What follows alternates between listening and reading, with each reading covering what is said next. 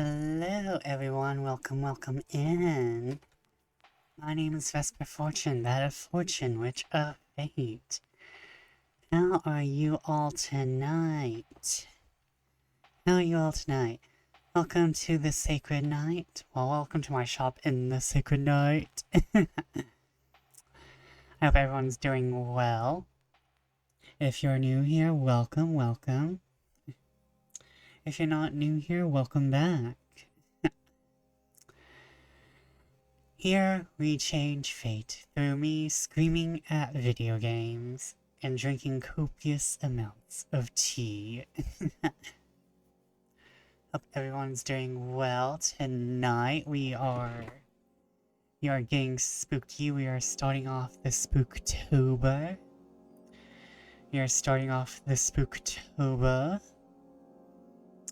But hope everyone's doing fine. I'm doing quite alright. Today's been it's been one of those I don't know what to do days, so I'm just gonna do nothing days. Besides, the usual daily chores and all that. I did get some stuff done. I had to remake my schedule. Because I totally forgot I was taking a Thursday off because of the new, Final Fantasy 14 patch, so there's that. Y'all will not be seeing me, y'all will not be seeing me Thursday, nope. I have shit to do, that shit being probably glam in Final Fantasy 14. Okay, I am unmuted. Okay, just making sure. I'm doing a little bit of double tasking. But I hope everyone's doing well. For the rest of October, we will be being very spooky. We'll be making spooky art. We will be making we'll be playing spooky games. We'll be reading spooky things. So we are being very spooky. We are going to be the most terrifying. I kind of forgot, I kind of forgot to prepare myself, so maybe on Friday we'll have new stuff. I'll have, like, some stuff. I'll have, like, the more Halloween-y, setup. Oh, wow. I'll have the more Halloween-y setup up. Hopefully nothing will be, hopefully I can get everything to work, because I don't really want to go through too much. And maybe after we return from Spooktober, I will have a new visual setup, maybe. Maybe. Hopefully I can be like hopefully in the, I've forgotten how to speak. And ooh. I'm sorry, I just saw something nice and yummy enter the room. But yes, hopefully new peripherals around the end of October. And by that I mostly mean a new backgrounds, new overlays and stuff. But oh god, that's hot. That was a mistake. The tea was a mistake. But let's see here. What do I have to talk about? Nothing. I never have anything to talk about. Hopefully we're gonna have some good creepypastas, if I remember how to get to them. But, maybe creepypasta wiki. But yes, spookiness all this month, and then hopefully new overlays, new many things. Now I'm being distracted by the scent of McDonald's. Oh, not McDonald's? Arby's? Oh, it's the... Oh, I see. Okay. But let's get into the spooky mood. Let me find the spooky lo-fi.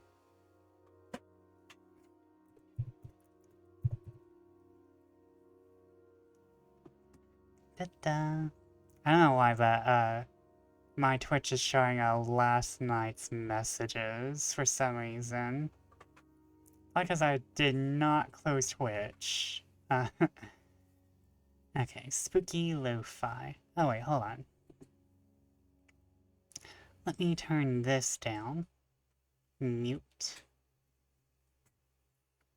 And we will go to that.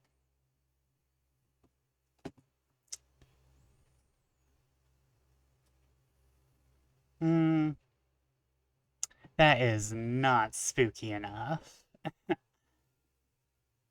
Oh no, oh no. Haunted lo-fi.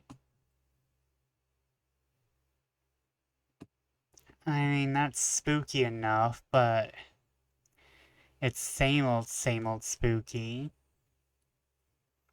The main problem with lo-fi is that I find it all sounds very similar. It all sounds very similar. And, like, it's very hard getting, like, a very spooky ambience going on.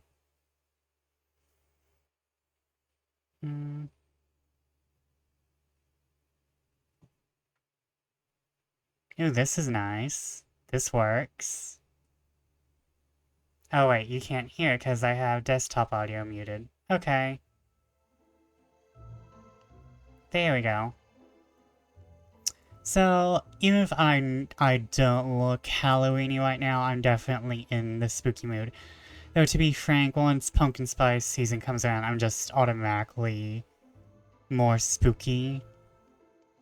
Like, the spooky goes up by about 50% once pumpkin spice starts, and then it continues to rise as I ingest more spookiness, more pumpkin spice.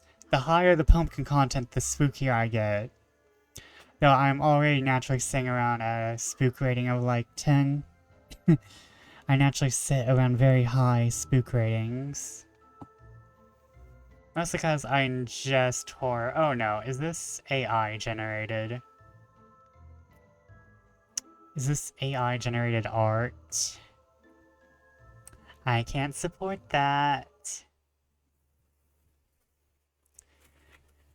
It's like even Satan doesn't support AI art. Okay, let's see here.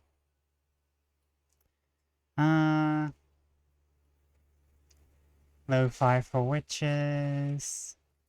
Not to mention all this lo-fi is for the same exact... is the same exact songs, just to different backgrounds. Like, is lo-fi... like... That's not even spooky. How dare you? That's not even spooky. How dare you?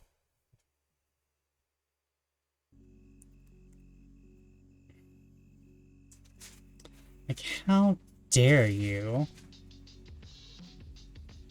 Let me return to my channel, because I feel like something's going off. Something's wrong. Not spooky enough.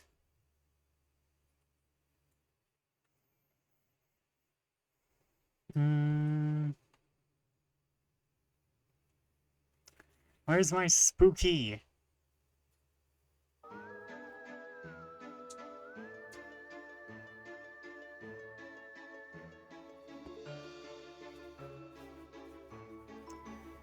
I think this is AI art. Why must you make my life a pain in the ass? Oh, that's definitely AI art. Why? I don't support this bullcrap.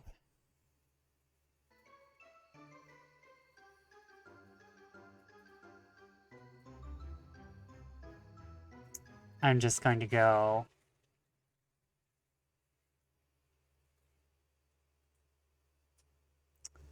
I'm just going to go with, the Dracula. Where's Dracula? Let's go with the Haunted Victorian London playlist, shall we?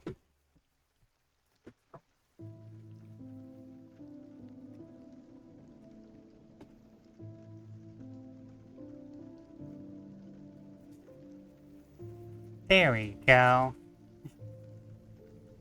But, continuing on about plans while I, find stuff. I'm not muted, am I? Biggest fear, being muted. Biggest fear, abandonment. But, speaking of that,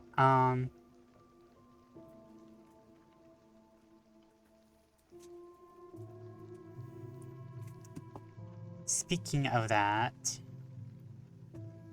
I will be holding, or trying to hold, a more horror-focused writing workshop sometime this month. Probably near the end, because I want to give myself time. I want to give myself time to finish this. I need to write horror more? Yeah, I'm currently writing horror, though, like, my horror is very, I feel like my horror isn't horror enough. I feel like I write too gothic. I feel like I should be writing love stories between ghosts, not horror. I feel like most of my horror is so, like, out of the atmosphere of horror that it tends to be a little weird. But I will be trying to do a little writing advice workshop. And also, welcome in. Brobat is here and he brought home Arby's, and it's killing me inside. It's killing me inside. Okay, my brother died,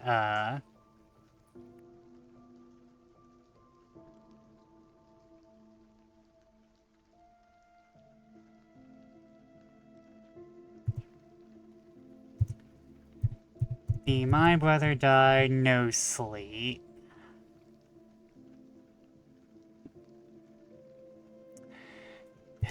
No sleep Reddit.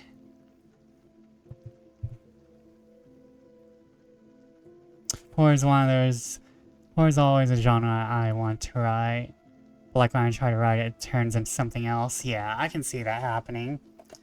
The main thing about horror is that it's going to be very personal no matter what you do.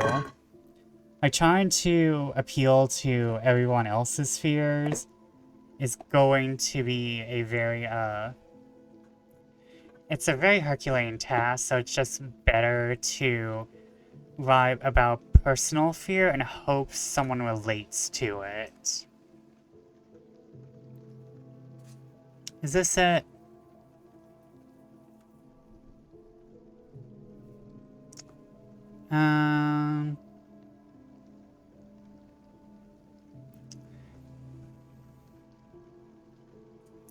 I think this one's it.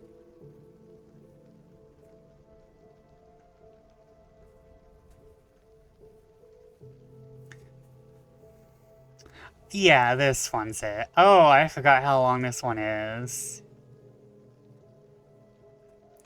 I forgot how long this one is. But horror is definitely something you want to be more, personal with, just because, like, trying to appeal to the masses is going to be a horrid idea anyway. And not to mention, it's just, going to be far more interesting if you just kinda delve deep into yourself. I think that's why some horror does well and then others don't. However, some horror is not written by from a personal thing, so maybe, who knows? It's all very dependent. But I do feel like if you should get personal with anything, it's horror. Just, wait, are you being nice to me today? OBS is being nice to me today. I forgot to turn off my VPN and it's being nice. It's suspicious. I'm Vesperlicious. If OBS is suspicious. But, yeah, if there's anything you should be, like, very personal with, it's horror. Just, like, go into the depths of your mind and just vomit up what's there. Just throw up. Just throw up. Do it. Just, but you should probably do some nice writing, some, like, metaphors about it. Like, turn your biggest fear into a monster. Or like, somehow make the story about your biggest fear. Like I said, like truly, I have a big-ass fear of abandonment. And, I know I shouldn't be saying that on stream so somebody can use that against me, but if you try to use that against me, I know where you got it and I know why. But, that's not really something someone can use against me. If someone was like, all your friends are going to leave you, I'm like, bitch, please, I know better. But, you can turn a lot of even, like, more adult fears into monsters. You just have to also make the setting work and just, like, you have to... Horror is about the fear, and you don't have to overcome it. There's a lot of horror that ends with the monster winning. Like, spoilers, but, Smile. Smile is about the fear winning. Midsommar has the villain winning. Hereditary has the villain winning. Oh no, I'm seeing a pattern. I'm seeing a pattern in the things I like. It's like, oh, wait, am I fucked up? Am I the messed up one? It's like, huh. All the villains keep winning in my favorite things. And then there's Junji Ito, who writes, hi, it's me, I'm the problem. It's me, hi. Hi. It's me, my name is Problem. Yeah. But then there's, like, Junji Ito, who... I don't think he's written a story where the horror is overcome by the main characters. It's more like the horror just leaves the main character alone so that they can be traumatized for the rest of their life. If not, the main character runs into more horror. Like, there's just constant horror for some of these characters, like, there's Mimi. I think it's Mimi. I don't remember what happened to her in our last story, but, Mimi from, like, yeah, these series of stories where she was just the ongoing protagonist. Mimi, just continued, dealing with horrifying things in her everyday life. And it's like, oh, Mimi. Oh, poor Mimi. But, yeah, Junji Ito also has a lot of stories where the villains overcome, or really it's more of a neutral ending, like, Hellstar Remina. Like, the villain is the... Well, technically the planet is more of the plot device, but it's also the villain. Because the story of Hellstar Remina is about this planet that comes in to, basically make Earth its meal. and that kind of ends up affecting, you know, Doomsday. You know what happens when there's an apocalypse, Doomsday cults. I remember hearing that horror lets people see a personification of all bad things in life. Yeah, like, we have horror for a reason. It's not like, oh, this is a bad genre because it does bad things. No, we created horror because we have a use for it. We've always had a use for horror. It's like, we've had horror for as long as we as humans have existed.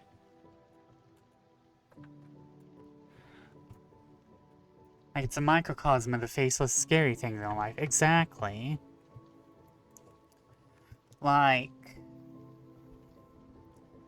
if we look at mythology, a lot of those stories are basically horror. Like, some of the scarier ones, like the, Kronos eating his sons and children.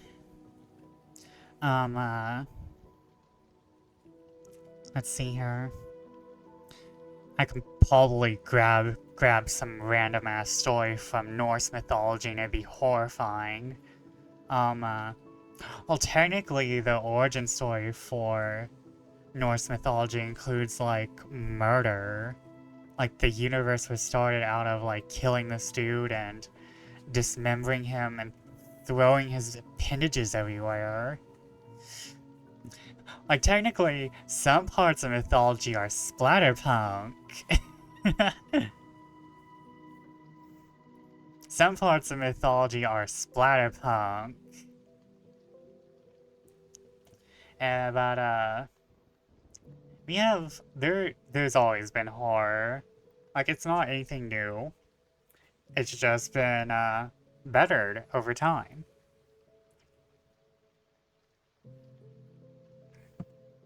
Like, we've always had things we've been scared of. Never will have stopped having things we are scared of. If we, like, achieve... I don't know, maybe fear will go away with immortality. I'm not 100% sure.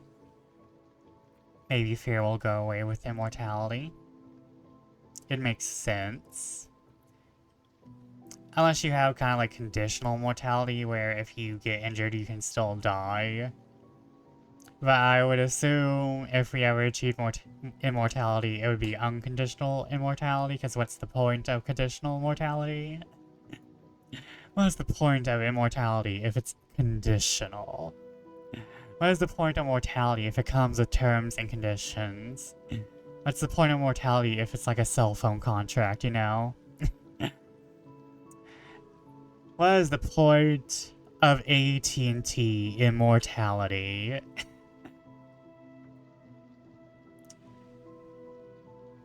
What about Bioshock immortality, where you die and just respawn at a different place? It depends. If I die in the respawn point, do I go to another respawn point?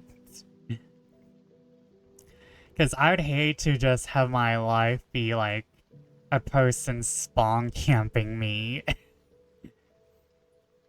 Because that's the thing, there has to be different respawn points every time you die. Or someone is just going... Imagine getting someone to hate you so much as an immortal, they spawn camp you. And they're just like, I'm killing you again, I'm killing you again, I'm killing you again. Unless, like, attempted murder is still a crime.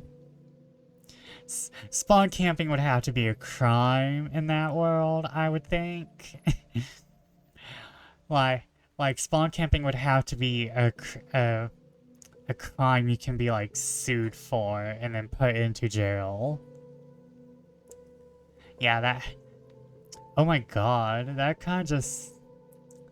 I kind of just had like a very philosophical question.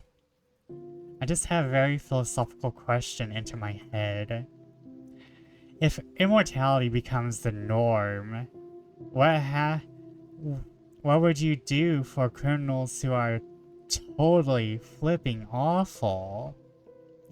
Like, I don't support the death penalty. I don't. If you look at the numbers, the death penalty is worse than literally every single thing on the in the jail system. It costs more money. It takes away a person's life. It says you basically don't have any hope of them we my brain rehabilitating. So what happens when you put a death penalty on someone in a in a in a society that's reached immortality? What's the stuff behind that? What's the philosophy about that? What happens then? Oh no, I'm thinking deep, and I like philosophy, but it's like one of those things where like you can get into trouble about it, you know? I think I saw a movie once where they locked someone in a casket and threw it in the ocean. I mean, there's a chance of escape, so they die and come back constantly. Oh yeah, that suck. That suck. That's probably worse than just straight up death. That's torture. That's torture. But speaking of torture, we have creepypastas to read. That's not my face. That's not the face. That's the face.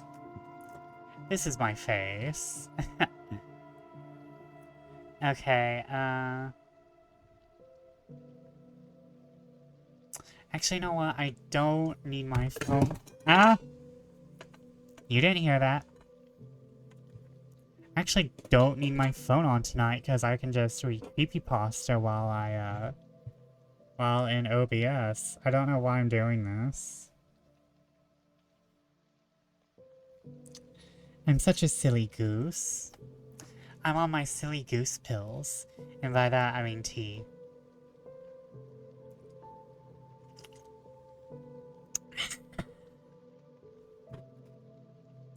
ASMR.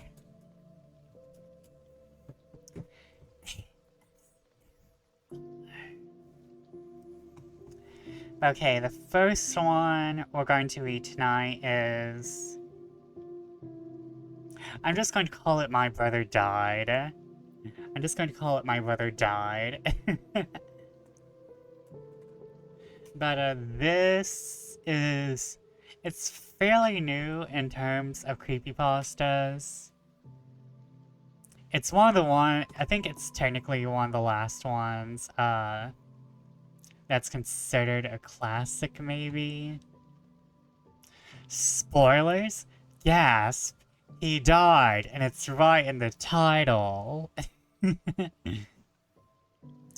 But, we're going to be keeping it to, 3 hours tonight. I have to get ready for patch, and I did not get ready for patch tonight. I did not get ready for patch today, and I still have some stuff I need to do. But we're gonna read, this one. I hope this doesn't take me 2 hours and 30 minutes to read. We are reading My Brother Died When I Was a Child. He kept talking. I think people should know what he said. And I kind of hate how they did that, but oh well. By the way, content warning, child death, um, lots of dark imagery, um, how you assume a dead body would look after death, heretical religion stuff. You know the drill. It's me. It's me. I'm the problem, and I love other problems. I think I might know this one. I know, I've shown it to you. My brother died when I was a child. He kept talking. I think people should know what he said. We all known Dennis had less than a week, and we'd all brace ourselves for all the good that it would do. This was going to tear us apart and leave a ragged, gaping hole in all our lives. But that would be it.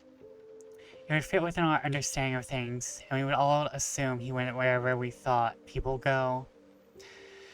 It would have been so much easier, so much less troubling than what actually happened. Dennis had been diagnosed with cancer a couple of days after his 10th birthday. It was all downhill from there. There was never an upswing, never an opportunity for surgery. All the scans showed the same thing, the oily black grubs having grown larger and denser. The fact that we were twins and had looked identical right up to when he started chemo just made it worse. There I was, right beside him, a perfect image of what he used to be before his hair fell out and his color drained from his cheeks.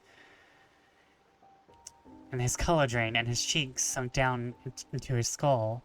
An emaciated ghost constantly contrasted with what he should be. And then the doctor shut the case, snuffed out the last wisps of hope. Dennis will most likely not last more than 4 days, a week at most. So we'd all set up camp in his musty room at the hospital. The walls were freckled and pea green. The only light slanted in from between the shutters, glaring bars stretching out across the floor to end just short of Dennis's bed. The staff managed to bring in another, simpler bed for me, and my parents slept in old wicker chairs. Dennis really looked really bad at this stage. You could as good as see his skull.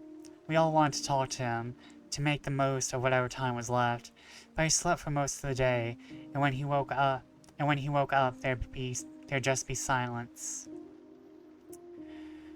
Nobody knew what to say.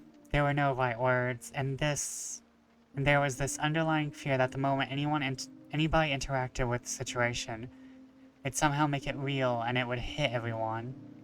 The first sound would knock us all off the tightrope, and we'd fall into tears and chaos, and we wouldn't be able to pull ourselves back up. So there was silence, my parents occasionally forcing smiles that never made it to their eyes. The third day was when it finally happened, when the steady beeping of the heart monitor finally started to break down into frantic electronic rails, and Dennis began to shake feebly as a dry, crackling sound rose up from his mouth. My parents exploded out of their chairs, my mother heading straight to Dennis, grabbing his shoulders and pleading at him to stop and it'll be alright. My father was at the room door, screaming down the hallways for help. The doctors and nurses at the hospital had changed lately. They started treating Dennis differently. Before, the resuscitations were always these frantic, desperate efforts, like 100-meter sprints. There's a desperate desire to succeed in every single movement. Now it was different, more like a steady jog. These were people who were going through the motions, ticking off things they were meant to try from their little checklists in their minds. I don't think it would have made a difference either way. The cancer had finally tipped over, and his system just couldn't shoulder it anymore. They called it and left, offering their condolences and saying they'd take away the body when we were ready. The door clicked shut behind us. Me, Mom, Dad, and Dennis's corpse. We all inched closer up to the side of his bed and just looked. My mother cracked, breaking into great howling tears. My father held her close, trying to keep it together but losing it in his own way. No sobs from him, just the occasional tear going down his face and sharp breaths bursting through clenched teeth. Oh, I should end this.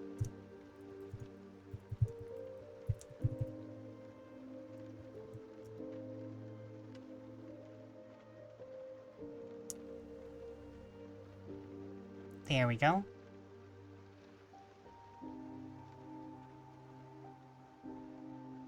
Can I? There we go.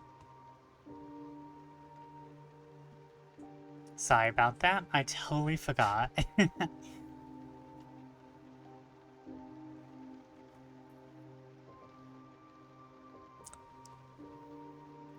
I was just staring quietly. I was just quietly staring at Dennis's face. We all stood there for a long time. I finally realized that this wasn't just one thing. This wasn't a single event. For the first time, my mind started running away with itself and unfolding all the endless implications of this. Every one of them causing my gut to sink, and for me to miss him so much even though he had just been here. I was never going to talk to him again. He was never going to laugh at me again. We were never eating dinner again. We were never going to go to we were never going to school together again. We were never going to be in the same class in school again, or talk during classes at school again. It just kept going and going as I realized that this wasn't just one person I had lost. I had lost a million things. Something that was meant to be this constant presence was gone, and nothing would ever be as good as it should be again. Everything I was going to do, be soured. Hold up, I'm sorry. Everything I was going to do be soured by the certainty that I wasn't doing it with him, or that I wouldn't be able to tell him about it later. It had only ever been a childish assumption that any of that would happen. I was the first to see his lips quiver. Mom, Dad, his lips are moving. My parents froze, still clasped against each other, my mother curled over and supported by my father. We looked down as his lips continued to quiver. My parents went quiet again. They must have been trying to hold back hope, assuming it was some kind of nervous tic. But it kept going, and finally, in a dusty, hoarse voice, so faint it was like you were hearing it on the wind, he said my name. Hey. Harry? My father sprinted across the room, yelling for the nurses to come back. My mother was clutching her mouth and stumbling back from the bed. The workers tumbled back in and went through the checklist and shocked him with defibrillators a few times and reached their verdict. We're sorry, he's still dead.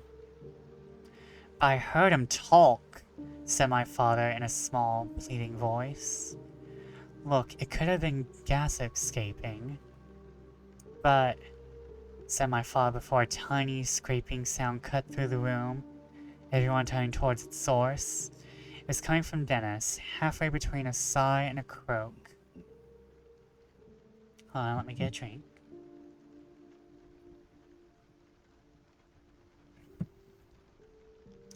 Hey, it's all so dark, so cold, so dark, and it's pulling me down, pulling at my insides and taking me down. A moment later, nurses started on their rounds again, but this wasn't some perfunctory run through the checklist. You could see it on their faces, and how hurried their movements were. They didn't know what was happening. They weren't even sure they were doing the right thing. They moved onto the defibrillator again, sending crashing waves of power down through Dennis's chest, before listening with a stethoscope. Doesn't make sense. It doesn't make sense, one was mumbling. After 10 minutes, they all just stepped back. They run the checklist out, and nothing had happened. What's happening? My mother screamed. One of the men, a doctor I think, answered. Nothing is happening. We try pumping oxygen, and it does nothing. There's no pulse, and we can't induce one for more than a second or two. The body temperature is down 3 degrees. He's deceased. But we heard him, I said. I know, but he's dead. Dry grating came again, and everyone shut up. Please, hey, where are you? I walked over to his side. I wasn't relieved he was talking, I was only afraid. This was wrong. I wanted to run. I wanted him to just be gone so I could cry with my parents and be done with it. I kept walking and put my hand on his bony, cold, and clearly dead hand. I'm here, I said. I can see gray. A little bit gray, but it's so far away. I don't just see it, I feel it. I feel it, and I never knew something could be so far away. I'm always so far down. I need to go so much further to get to the gray. I didn't know how to respond, so I just stood there. Stood there and listened to him talk about the darkness and the distant gray smudge. Sometimes he answered me. Sometimes he wouldn't. A lot of stuff happened around me in the next few hours. Everyone who worked at the hospital must have been in and out. Even my parents started to leave sometimes when they accepted I was the only one Dennis seemed to be aware of. Dennis was looked at by every type of doctor they had in there, and nobody understood. They started moving him around on a stretcher, taking him to the equipment they couldn't just bring to him. I had to come along. I was the only one who could keep him talking. It was a long time before anything was turned up. They got desperate and put Dennis in an fMRI machine. They fully prepped a corpse and put it in a machine for the living. My entire family was in the room. A cold, confused fear had settled in my gut, making me feel a little bit like throwing up. I think we've got something, said the technician who was looking at the monitors. Please, just tell us what's happening, said my mother. She moved past terror and hope. It was now above all else exhausted. Her red face slack and empty. Look, this scan looks for where the blood is in the brain. Well, the thing is, none of the blood in the brain is moving. We know that from his pulse, but something is happening in there. Something the machine can only pick up a little.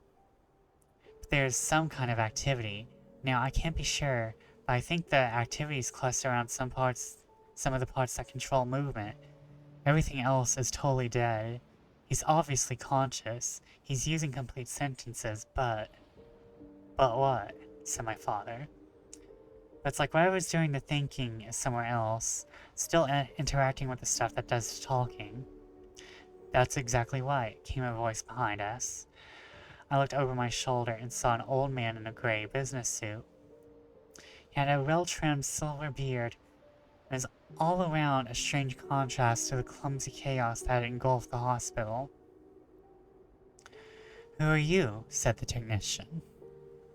I'm Daniel Cones, he said, handing the technician a crisp business card. I'm with the Orpheus Institute. We're a semi-private medical research body, and we dealt with a few cases similar to this one. The hospital president has already agreed to let us look into this. Almost invisibly, a number of men had moved in behind Cohen, and were now making their way over to the technician. I'm taking a sip.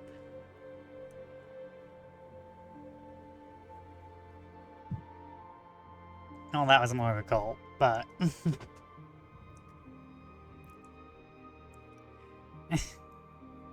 Orpheus Institute is a cool name. It is. That... Not to mention, it's very realistic.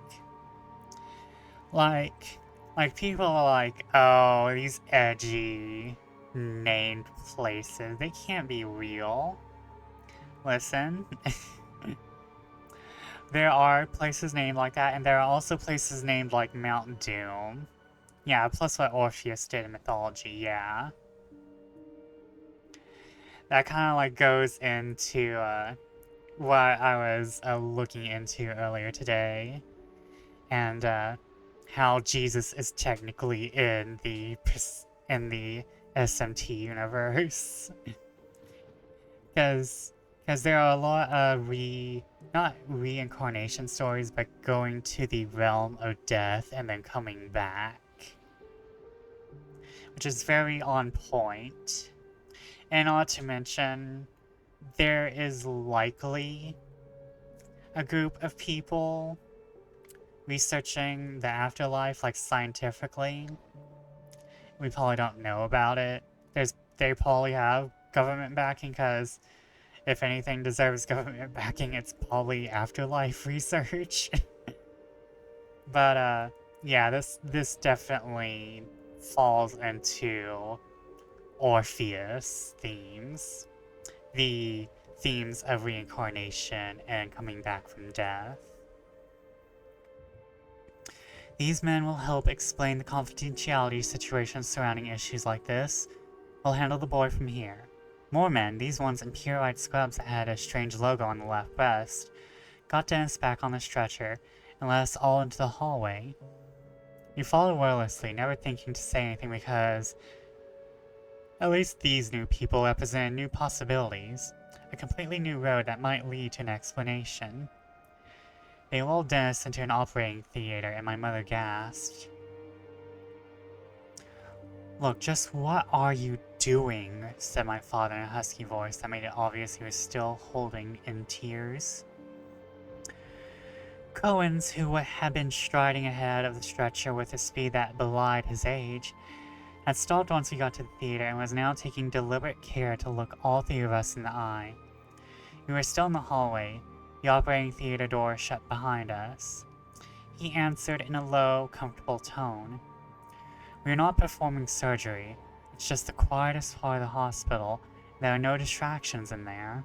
You want nothing more than to understand what has happened to your son. This sort of thing has happened before. Your son is conscious, and as we understand, he will only talk to his brother here. You want to use Harry to ask Dennis our questions. We believe this would work best if he and Harry were alone. We got the theater wired so that we can hear the answers."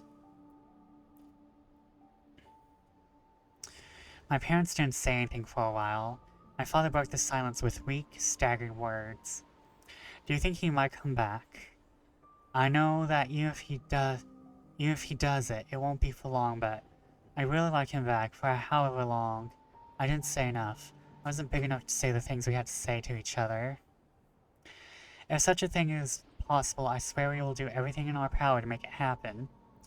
We prepared a private waiting room for you two."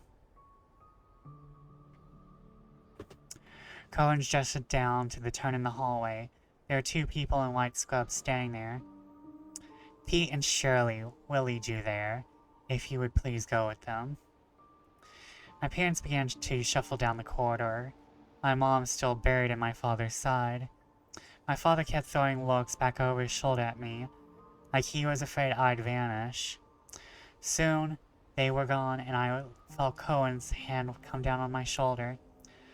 I turned around to him, and he knelt down so we were closer to being level. "I know this is very hard on you. I know this must be the worst day of your life. But do you think you're up to a quick history lesson?" I couldn't bring myself to answer properly, but some curiosity managed to rise through the delirium and shock, and I nodded. Cohen smiled. "One of the most significant moments of human history was the moon landing, and not even the fact itself that makes it so important. It's that we had contact with them the whole time they were up there." Sorry. "They were sending radio signals back to Earth and could be talked to. Do you think that the moon landing would be what it was if we didn't have that kind of connection to our men as they strode the unsettling and inhospitable surface of a place we were never meant to have knowledge of? Or if they just gone up and never came back? Or if we knew for sure that they got there but had no signals from them?" I'm still quite sure of it, so I can't say anything. So I can't say I was properly digesting all this. I slurred out, "I don't know." They didn't know if they could get the astronauts back. It's a very real possibility they would be left up there to die, stranded. yet they still did it. It didn't matter if the mission was a failure. It didn't matter if there was no triumphant return. Do you know what mattered? What mattered more than anything was speaking to them while they were up there. To have that connection to 3 brave men in the void, describing man's first steps into the unknown. If they never come back, it wouldn't have changed anything. As long as we down here managed to make that connection to the beyond. As long as we down here, for however long, men up there, men to describe the soul. Hold on. As long as we down here, for however long, had men up there, men to describe the soil, men to explain the feeling of being so light, men to tell us what the earth looked like, cut in half by the lunar horizon, men to teach us about a new world. His hand tightened on my shoulder. None of that would have been possible without the people in Houston, without the men who talked to the astronauts, kept them focused, made sure we got the information we needed. Harry, we believe Dennis is in a very strange place that Hume would do well to learn about. You are Houston. Your brother is an astronaut. There's a horror movie about that, getting stuck on the moon. I think there's been multiple movies about being stuck in space. I don't know which one's about the moon. I'd like to see one about the original lunar landing turning into a horror show. But there is one with like alien rock monsters. I would probably end up being very Japanese about a moon horror movie. I'd probably end up bringing in bunnies or something. The moon rabbits. Or like something that kind of like blended in with the void of space, not with the... Or something that was on the dark side of the moon, I don't know. I'm not very into space, personally.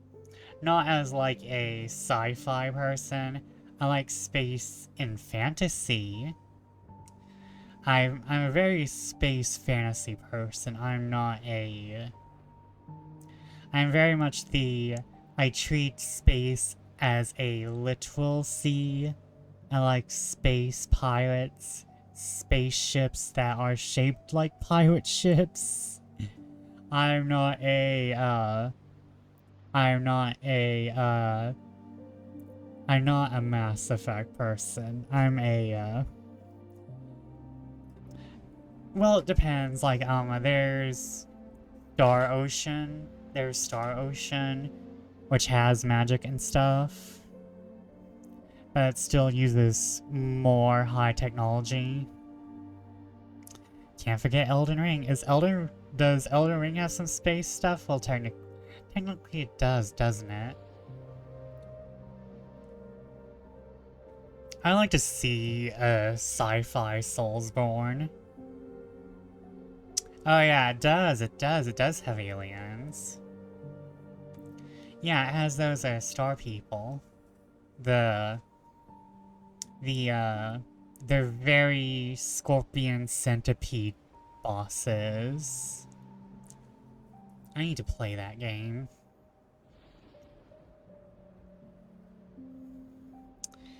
He pulled out a lemonade sheet out from under his lapel. Here's a sheet with some topics you should focus on and questions you should ask. This should keep you... Why am I failing to talk this week?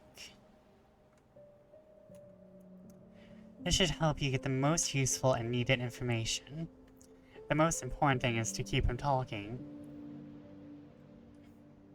Stop talking for 5 seconds and you could lose him.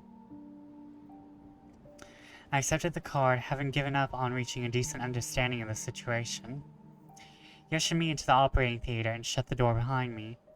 I was alone, the only sound an almost inaudible ringing that emanated from the mass of stainless steel racks and implements.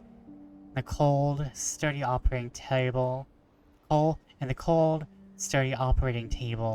Dennis was lying on. I approached the table, and in need of any sort of guidance, I looked at the laminated sheet. General principles. Try to keep your loved one, the subject, unaware of their deceased state. Past experience suggests that the shock may cause disconnection. Maintain constant conversation, as this has been shown to help maintain the connection. Do not ask leading questions such as whether your loved one, the subject, is having experiences in line with your own religious beliefs. First step, ask your loved one the subject to describe their experiences and or surroundings. Encourage them to be as a gasp pulled my attention away from the sheet. Harry? Harry? Dennis said. Yes, it's me, I answered, grabbing his hand. There was now no doubt he was really dead. The hand was ice cold. The fingers had locked in place at odd angles with rigor mortis.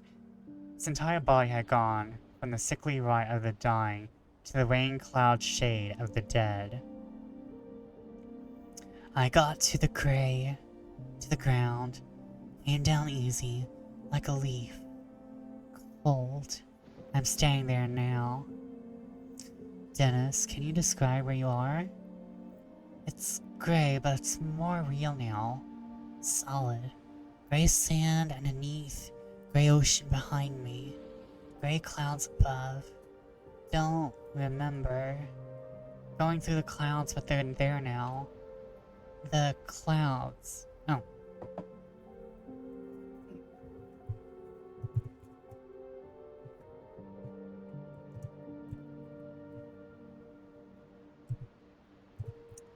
We are having an ad break, so I will hold.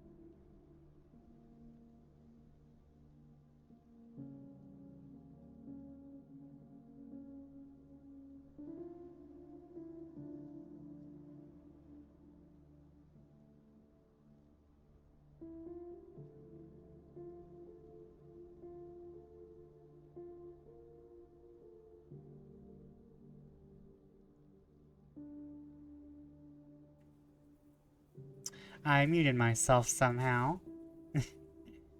I muted myself again. Hi, YouTube. Welcome. Welcome to the VOD. Welcome to the VOD. I thank you all for watching the VODs, whoever you are. Love you. Love your attention. Couldn't be here without you. But I am stretching and getting ready for ads to be over.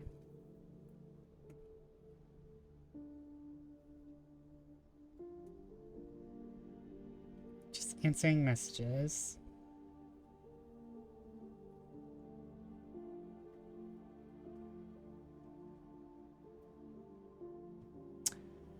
Okay, let's see here.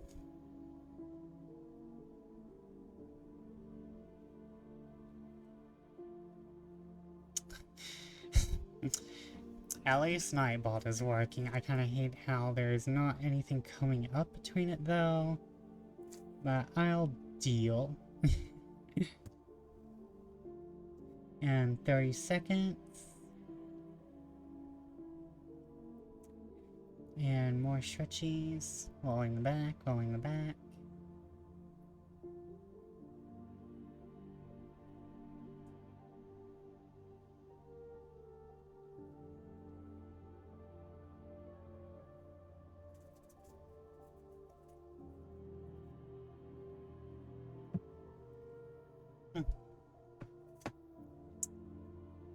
Okay, is everyone back?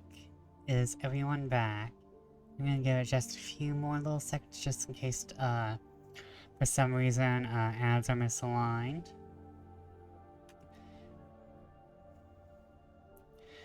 Nightbot is like, oh, well, more stretches? Alright.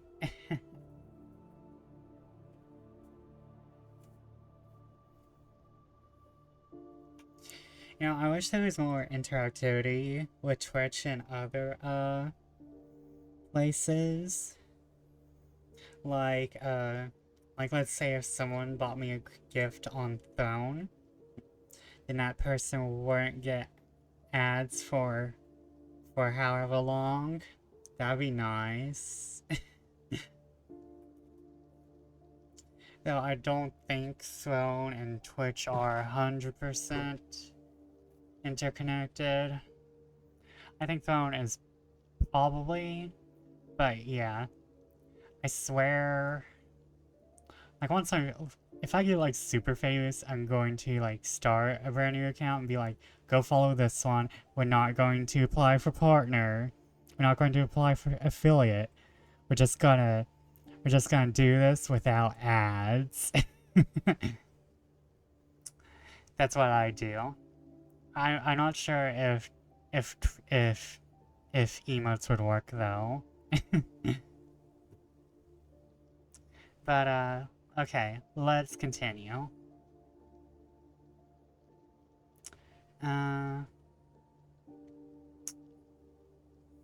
Okay, I'll start back with the previous paragraph. It's still great, but it's more real now. Solid. Gray sand underneath. Gray ocean behind me. Gray clouds above. Don't remember. Going through the clouds with it there now. The clouds, they're screaming. An ocean, I said. You see anything in the ocean? Dennis took in a phlegmy, pointless breath. Far away, the horizon, it's dark. Dark, hungry line where even clouds stop, where everything stops. Darkness is clawing, moving like it's alive. Miles and miles of angry, hungry dark. Can't go there, can't go that way. This point I lost the thread of the exchange as perspective suddenly hit.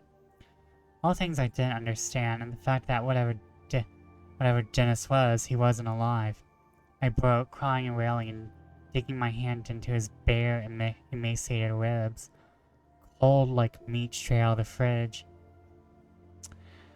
I kept squeezing his hand harder and harder, pushing the stiff fingers closer together. Dennis, please come back. Please. Wherever you are, just get back here. Harry, are you crying? It's so hard to tell. So much here already sounds like crying. His words struck me deep enough to make my sobs catch in my throat, and I started looking at him again, settling back to my previous catatonic distance from what was happening. I can't come back. No getting back. Like spilling something on the ground. No getting it all back inside and right again.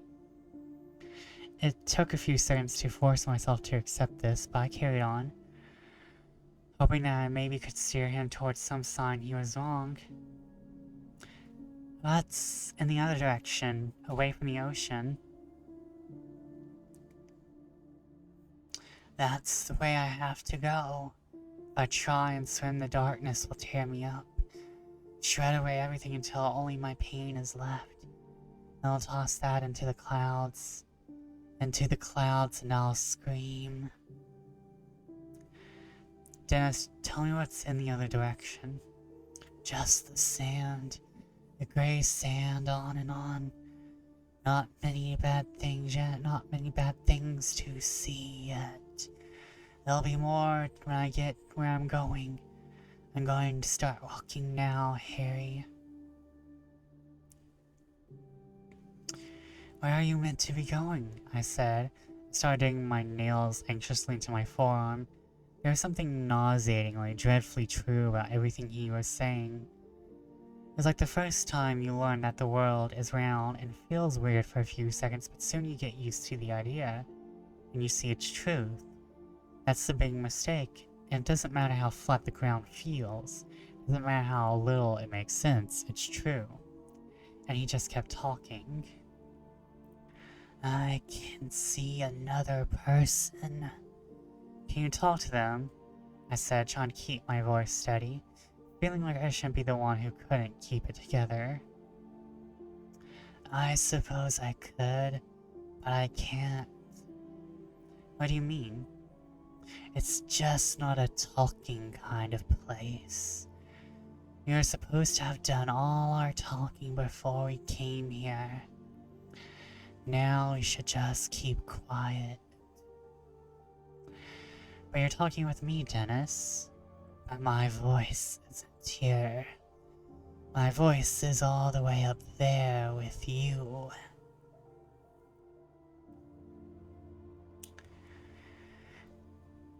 Dennis, I said, now squeezing my eyes to force the tears back in.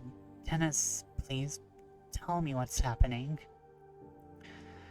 I think I finally died. And what's happening now is what happens next. The thing that was always going to happen next. It feels right. In a scary way. It's been expecting me for so long. Since before I was even a fuzzy little thing that might happen. Since before our parents and their parents, and so far back it's been expecting me. Please stop talking like that. You don't talk like that. You never have. Sorry, you just sort of see things different here. Some things you know without ever being told. Some things you forget.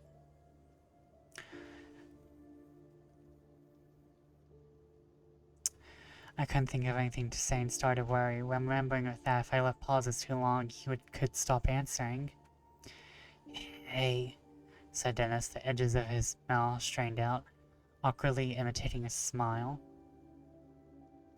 I see a few more people, and they're all naked, but really naked. Their clothes are off and they're all gray and wrinkly. But that's not it. You can kind of see inside them. Like all the walls have fallen down. You can see who they are. All their thoughts and feelings. Just kind of hanging around them like ghosts. It's like someone pulled the clothes off their whole past. They're so naked, Harry. He made a light coughing sound that was meant to be a laugh. That's really scary. Oh, I thought you might have thought it was funny. I don't think we're going to laugh at the same stuff anymore. I think you're different now. I guess that makes sense. So, what are all the people doing? Most of them are moving, same direction as me, towards the center. The center of what? It's just called the center. The center of this place. Maybe the center of everything. But what? I said, starting to lose control. Why do you have to go? I don't have to. Nobody has to. Just like you don't have to shake someone's hand when they put it out. Or answer them when they talk to you. That'd feel wrong not to. What you're meant to do. And there's not any other good options. You don't want to stand still. What happens when you stand still? Depends. A few days ago, I passed this woman. A few days? I said, gripping the cold steel of the operating table as I was filled with an eerie sense of vertigo. You haven't been dead even for a day. I passed her a few days ago, he said, carrying on as like he hadn't heard me. She didn't reach the center.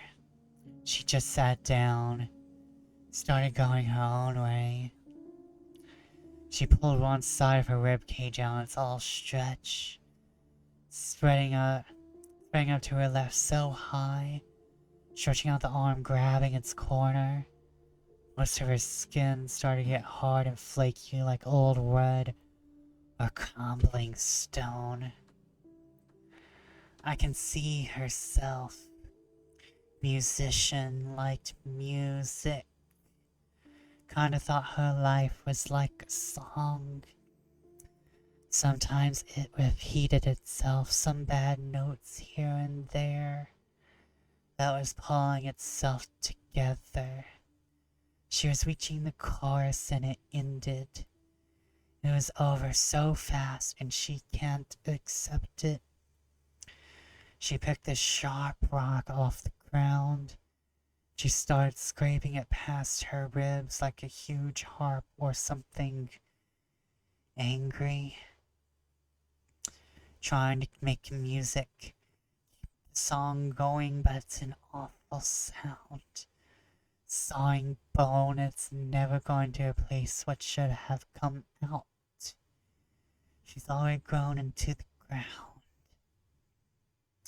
She's going to be here forever, trying to make the music she missed out on.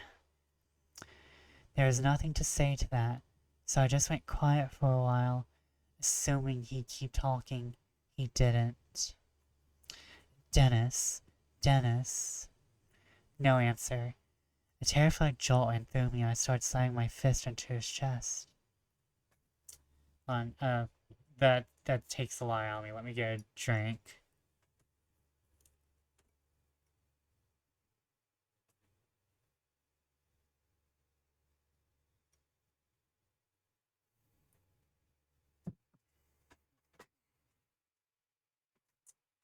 Okay.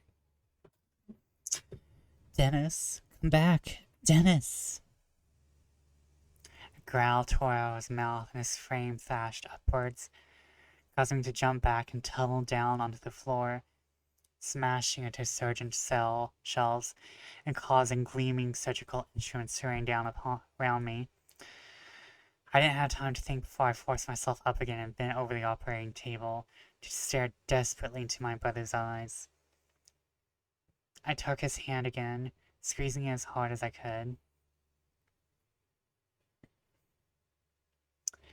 Harry, he said, and relief flooded through me. It's been so long. It's been years. I've been walking for years. Years and years, and it keeps getting worse. It hasn't been a day. It's been so many years, and everything keeps getting worse. What's worse?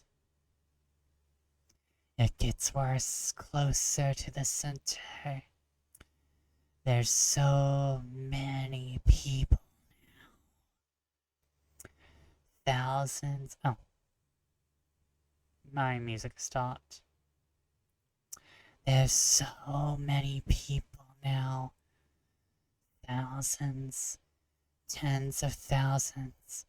And they're all walking to the center. But what's so terrible? All that music.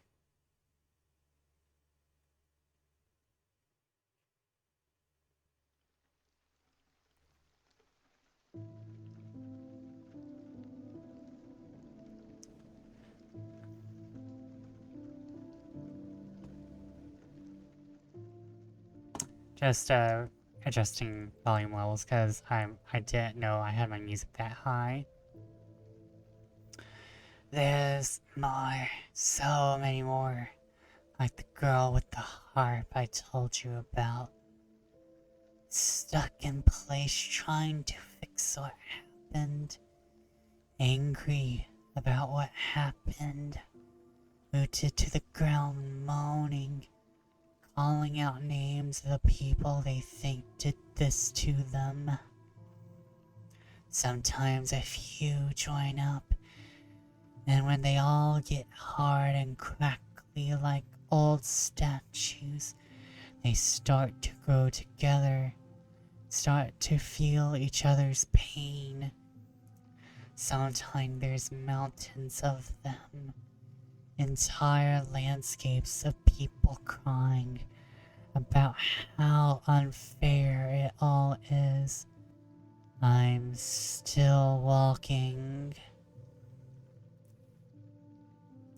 But where are you going? I told you. The center. I'm getting close now. All the clouds with their screaming faces are curving. All curving and being pulled in the same direction. Twisting their way into the center. Please just stop walking and come back. Can't. No coming back. Besides, I have to keep moving like everyone else. Do something weird. It's the quickest way for the walkers to notice you. Oh God, what are the walkers? Started seeing them more as I got towards the center. All over the place now. They're these things, walk around on 3 legs like stilts, covered in sharp black shells like thorns. Remember the aquarium? They're kind of like those urchins we saw at the aquarium. The top part, the main part, it's more exact, kinda arty. Like a sculptor designed the shape. Reminds me of some kind of chess piece. When they notice you, they come over you, toppling towards you but never falling over on those long legs. Spindly. Yeah, that's what you'd say. They're spindly legs. They stop right over you. You're just between their legs. You see the holes underneath their main bit. The tendrils come out. Red, windy tendrils with these itchy hairs come down. And they start curling and swinging all around you. You almost don't mind at first because they're red. You've been seeing nothing but gray and black for years. And the tendrils are red. It's beautiful. But then they touch you. They touch you and it's awful. Every bad thing you've ever felt, every bad thing that ever happens to you, start bubbling up to the surface, drowning you. All the pain that ever went into you rises up and out, and the walkers feed on it. They lick it with their tendrils. They love the taste of all the things that shouldn't have happened. They love the taste. They love to taste the misery. Eventually, they get full and move on. And you get up and keep walking. Jesus, Dennis, Jesus. It's fine. They're bad. That you get a sense of perspective here. Sure, they're scary for you, but they're nothing next to the center. They're bottom feeders, moss that grew on the outskirts. If they're really like sea urchins, then the center must be like a shark or a rail or some huge thing right at the bottom of the sea that's too big to come up near the surface. You've never said things like this before. I don't know how to describe it. And you're here. Stuff just breaks down a little. You don't always need to have learned a word to know it. This place is less obsessed with causes. And 2 + 2 equaling 4. Its job isn't to make sense. But what is its job? I don't know. Maybe I'll find out at the center. He went quiet again, and this time I wasn't sure I wanted to stop him drifting off. I wasn't sure I wanted to hear any more of this. Regardless of what I wanted, another groan soon creeped out of his mouth and he was back. Sips.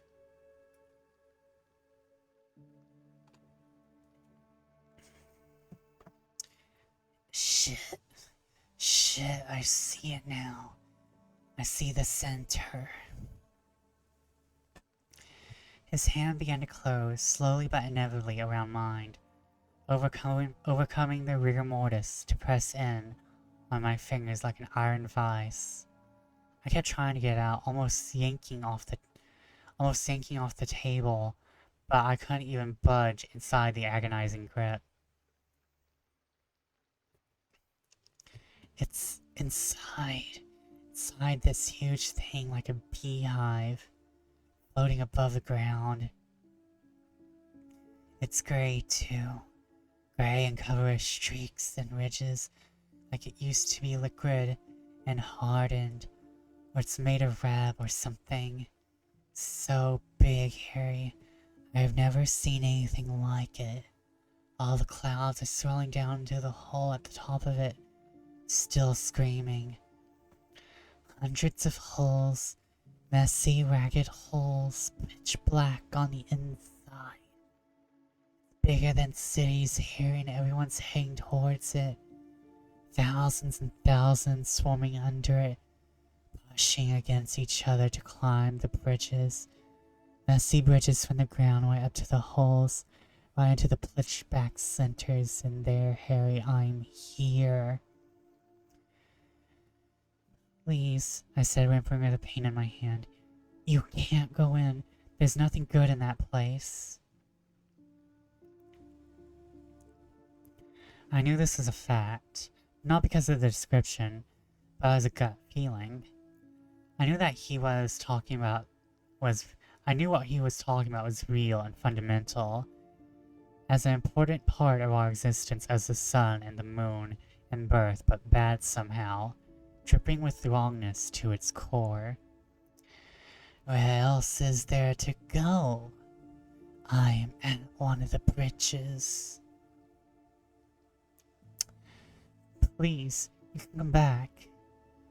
No. That'd be like going back into the room.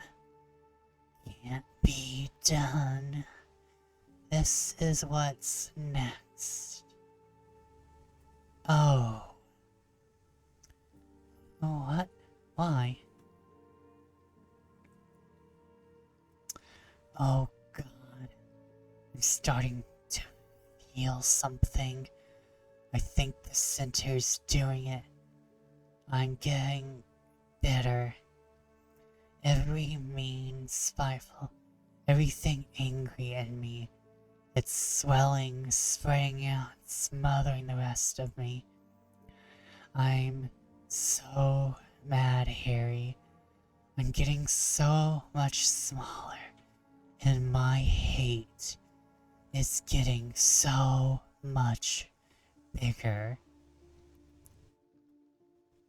His hand tightened and I screamed. Why was it me? Why was it me and not you? What did you do that I didn't? What did I do that you didn't? I'm sorry, I said, fully in tears. His voice had changed, but it was still quiet, but it was rabid. Each word growled and soaked with vitriol. I hate you. Do you know that? Still able to stand, still able to breathe, still able to run. I fucking hate you.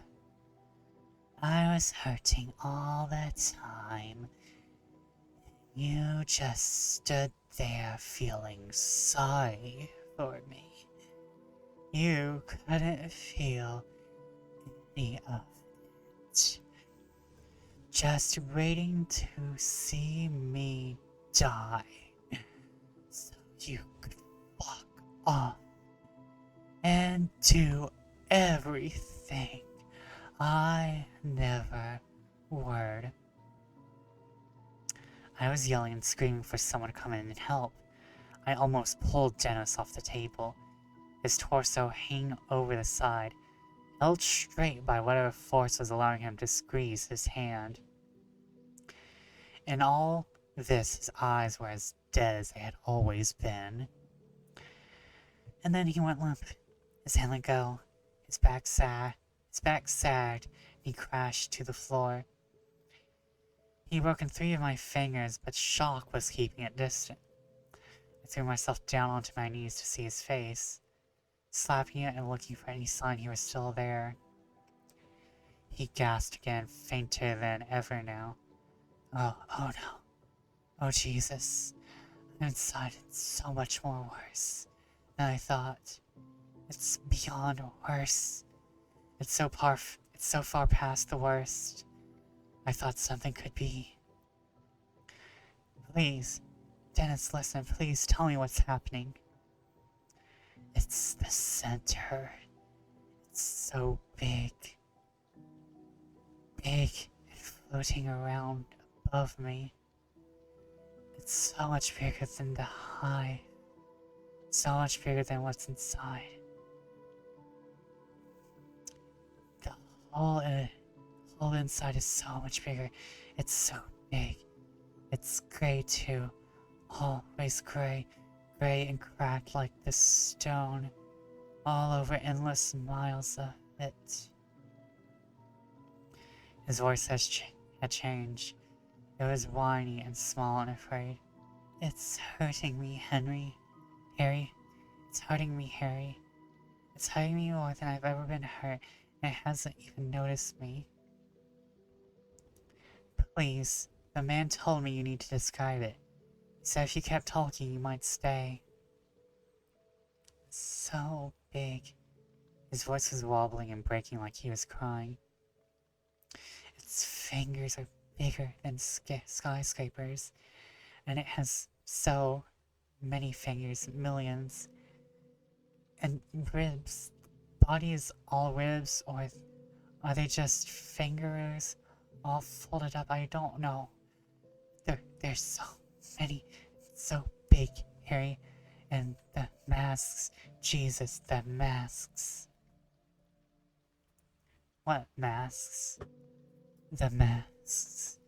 Its face is bigger than countries, all different. Some, the eyes are perfect circles. Others have huge pointy holes where the mouth should be. Some are blank. Some have 8 eye holes, and some have some look like human faces. Perfect human faces with deep, dark, hollow eyes. All of them. The inside of all of them is so dark, a living dark, a pulsing dark, pulsing all together. It's so huge. So huge you can feel it pressing in on you. filling the air with badness, crushing down on you, and from inside you can feel the bad in you reaching out to it, like a baby reaching out for its mom and Jesus Christ. Harry. He was breathing in and out, faster and faster, shallow, scared breaths, instincts overcoming the fact that he didn't need air. Dennis, talk to me. What is it? What is it?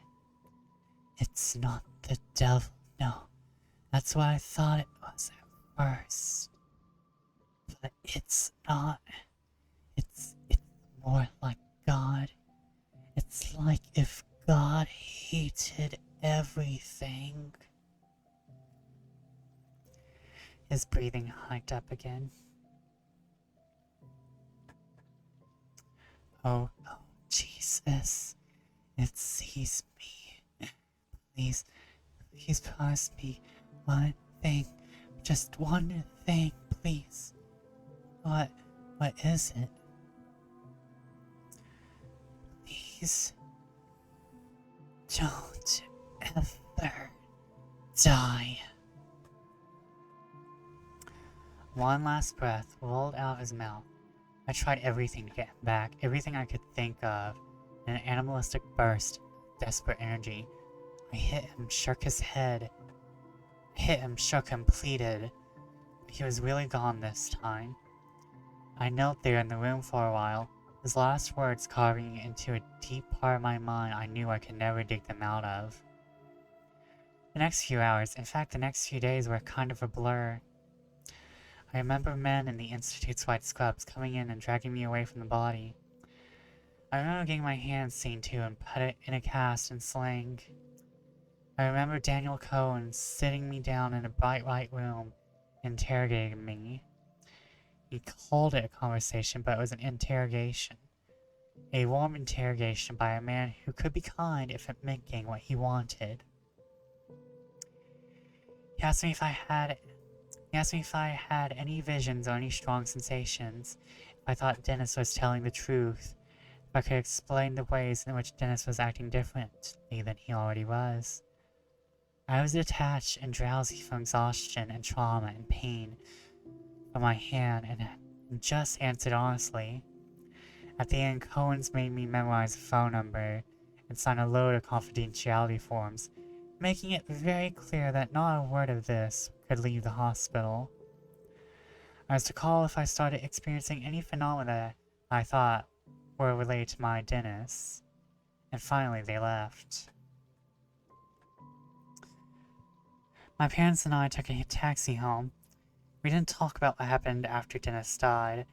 I suppose that was the secondary add-on to the simple fact that Dennis was now properly dead and not coming back. We went home, got to bed, and the next morning we had a wordless breakfast with an extra chair pulled out. The years flew by and the whole experience became something I just had to live with. Some dreaded thing my thoughts would sometimes steer me back to, but I mostly managed to keep living, to accept it all as something. I couldn't understand. The fact that Dennis was gone was always worse than the way he went, however terrifying and unnatural it was. But lately, I've been having a dream. It started off vague and incomplete, but every few nights it repeated, getting longer and more vivid. It always starts the same, with me and Dennis, both of us kids again, on a green hill on a bright, clear day, crisp air sighing past us. Hold on. Sips.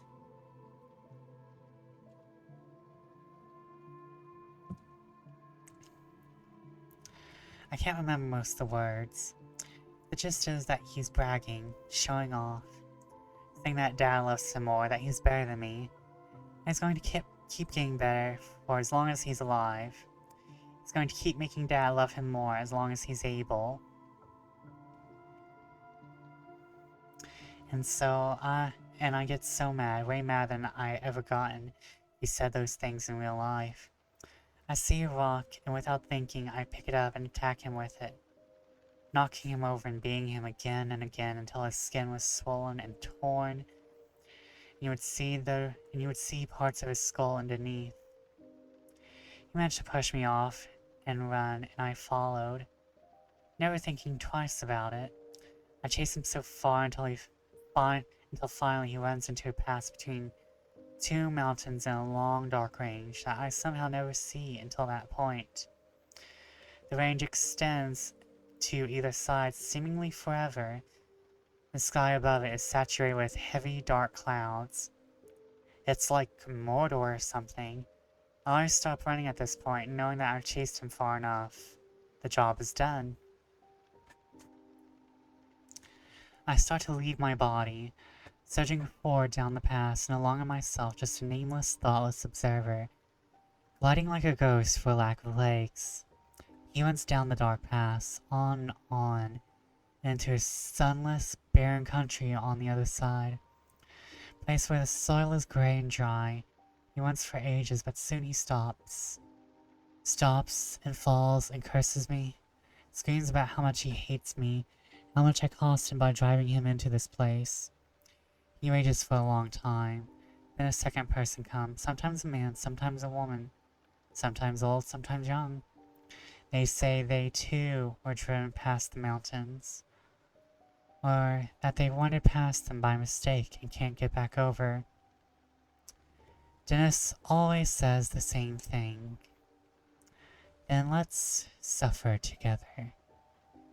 Then let's hurt together. Let's hurt together. And this person always latched onto Dennis, and Dennis latches back. And they scream or cry and say they want to see people who wronged them skinned alive. And more always come. A trickle first, then a flood, latching onto Dennis and the first person, and all of them clasping together and piling up into a giant, deafening mass of squirming bodies. And eventually it's huge, almost up to the clouds. And then there's a rumbling, a massive shifting sound. The countless bodies start to rearrange, forming deep canyons of flesh that make up a horrendous, rage-filled outline of a face. There's a shift greater than any earthquake. The pile moves, rolling forward, pulling itself with enormous appendages made of the miserable and the bitter and the despairing. It inches and tumbles on, crashing down and dragging itself onwards with overwhelming apocalyptic sounds. And then I see that it's heading for the mountain range. It's heading back to the bright place with all its anger and hate and vengeances. And as much as it's made of millions and millions of people, I always know it's still one thing with one will, but all the hatreds of everyone buried in it. All the way back to the first one to curse, his rage still in there. Rage directed at the first one to sin. It gets right up to the mountains. Then I wake up. I think something's coming. Something that got started a long time ago. Something that strips away good and builds itself on the bad. I think it's almost strong enough to set out, to start moving. I think when it gets here, the living will be no better off than the dead.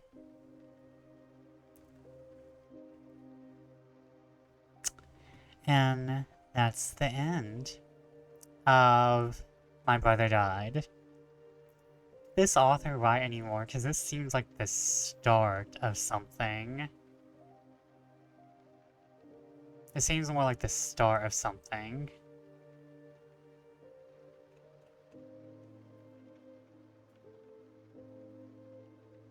Is there more?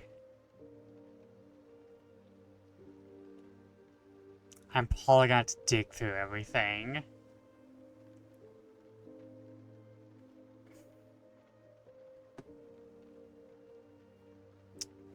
But, yeah. That was the end of that one. That one is probably my favorite creepypasta because it's very akin to how I write. And not to mention there's a lot of They were working on a graphic novel for it? Ooh. Hold up. I want to see. I wonder if they have,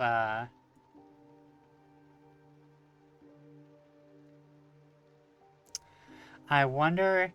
You know who I'd like to see, make it? Junji Ito. Junji Ito would do that,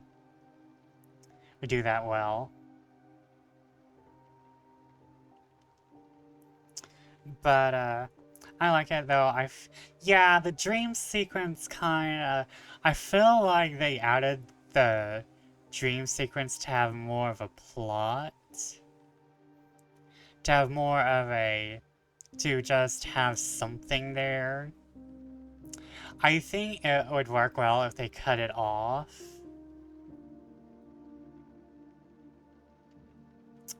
I think it would do well if they just cut it off. Like right there. But I like it for what it is.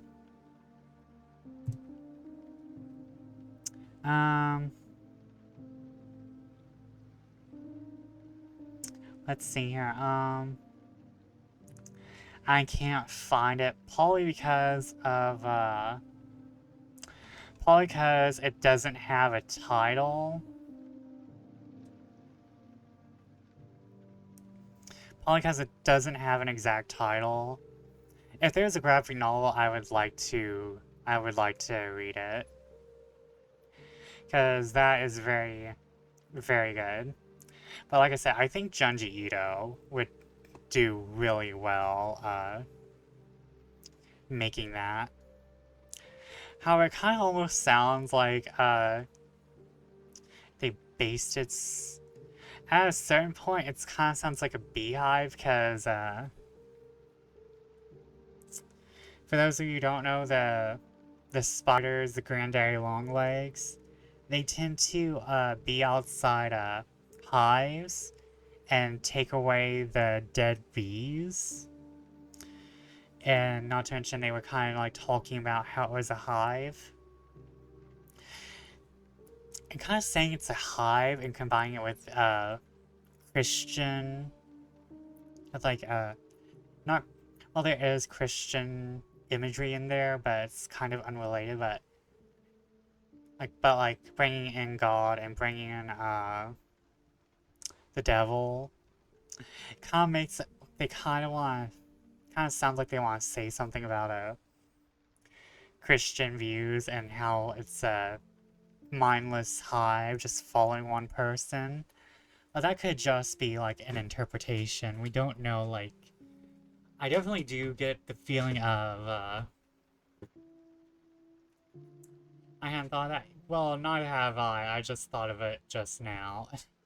Like how Christianity is very flock, very one person leads the sheep. They typically end in a scare of sorts, yeah. But again, like, if they, wrote it... Hold on, is there a wiki? Is it on the wiki? It's on the wiki. Is there, like,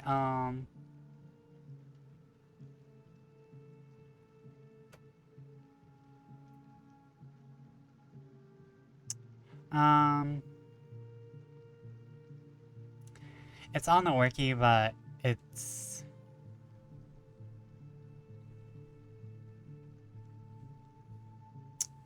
I can't seem to...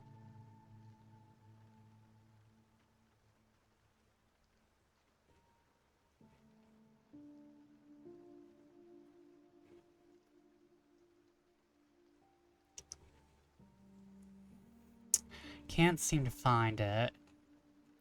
If they were talking about making a graphic novel, I mean. But yeah, with the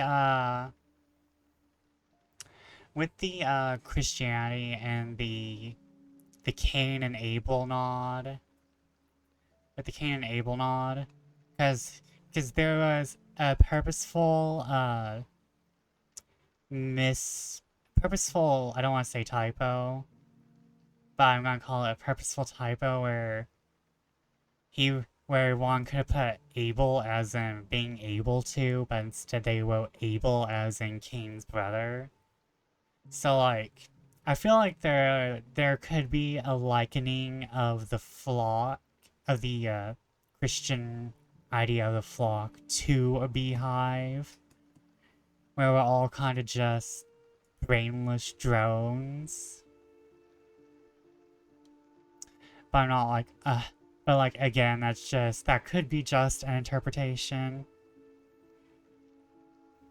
But, yeah. I feel like this is very much it could be taken very many ways. It could be, taken as in, there's nothing good in the afterlife. We don't want to be there. It could be very nihilistic. Could be very, pessimistic.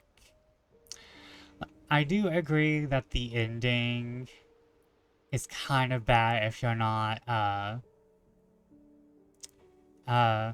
trying to push it towards another, push like another derp. If you're not trying to like start a series or anything. I think it would have worked, I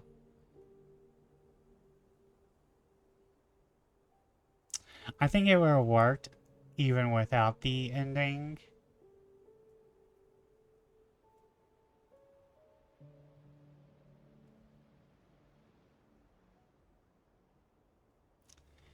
But, I'm trying to see if there's anything about it. Oh, someone reposted it 5 days ago. That's funny. But yeah. It could be. There's a lot of these things. There's a lot of, creepypastas that, get their start on Reddit but then are adapted into something else. Or they get a longer novel version. But like I said, I think Junji Ito would do really well with this. And if this has, like, follow-up stories, which it could, like, this was posted in 2015. Like, we're hitting, like, senior age for creepypastas with this one. Like, it's not centennial like Jeff the Killer or anything. But it's up there. The main reason why I chose this is even if it isn't like creepypasta-y, if it's not even no sleepy, it's still very good. Like, I think the main issue that one could see with this is that there's not... It's very aesthetic. It's an aesthetic story. It's not like an overarching plot story. Like, unless you consider the feeding of information, the trying to receive information, the plot is very much a, oh, let me describe to you these horrors in vivid detail type of story. Which, to be fair, works with horror.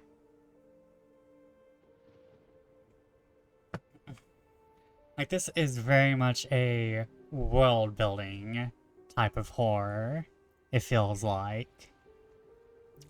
I'm going to steal some of these things for D&D or something. Maybe my Call of Cthulhu campaigns. Man, I wish I got those ready. Maybe next year I'll have a Call of Cthulhu campaigns ready. It's like, Vesper, where'd you get these very creative monsters? You don't know. You'll never know. But, yeah, that was that. I love that. I love that so much. And We have we have an hour and 10 minutes. And with the next break, I'm going to go get water. Because, well, I just drank, so I'm going to consider that a part of my Tamagotchi.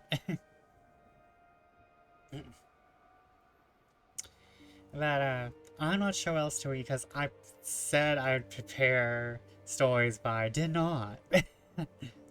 What you expect me, with my executive dysfunctioning, to be prepared?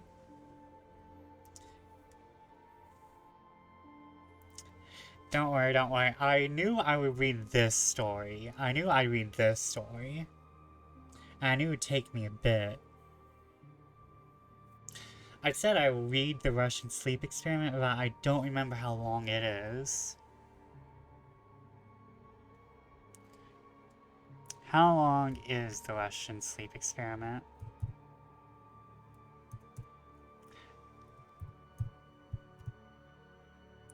Because that one's kind of long, isn't it?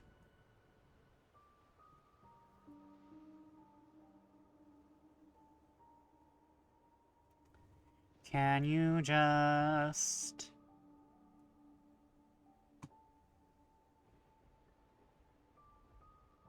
You've never read the Russian sleep experiment? Oh my god. Okay, hold up, hold up. I'll go over time to read the Russian sleep experiment. Yeah, this one isn't as bad as that, I think. Hold up. Okay, unpin. Unpin, ho. Oh, please. Oh, I pay you better to work. Oh, that's why. It's been unpinned. Ho has been unpinned. Okay. Okay, we're going to... I feel like this does not work for Russian sleep experiment. Hold up.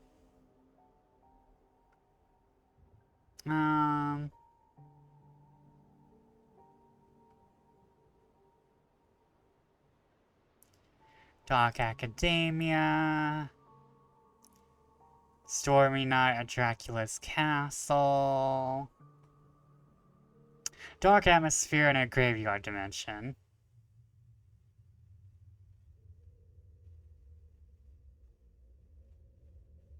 Ooh, and it's 4K. Delicious.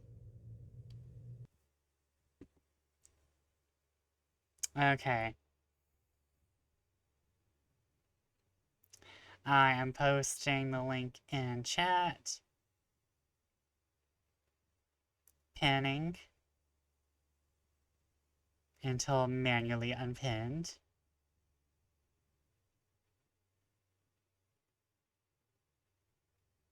Okay. Damn it. I don't care. So we are reading a Russian sleep experiment. I don't remember the content warnings for this one. I think it's like the usual creepypasta drivel, so if you're not in a good place for horror in general, I suggest not being here. I suggest not being here of all places. It's only downhill from here. It's gonna get worse. We started good, and it's gonna get better. Unless you hate spooky stuff, then it's going to get worse. But we are going to now read with our dark graveyard atmosphere. I'm not sure if there's going to be actual music or if it's just going to be like ambience.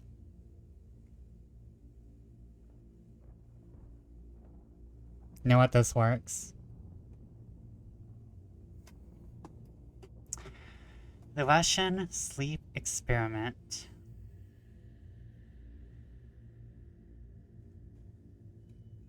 You know what, I can probably turn that up a little. It's mostly ambience, I think.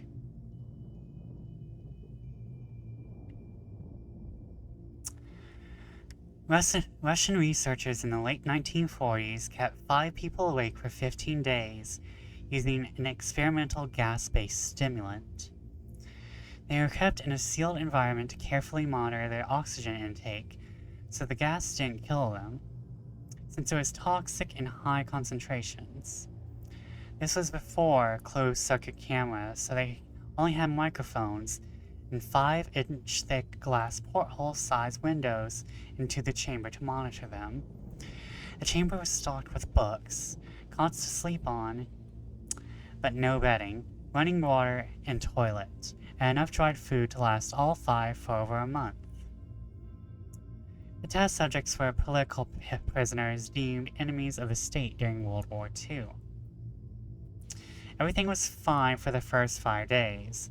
The subjects hardly complained, having been promised, falsely, that they would be freed if they submitted to the test and did not sleep for 30 days.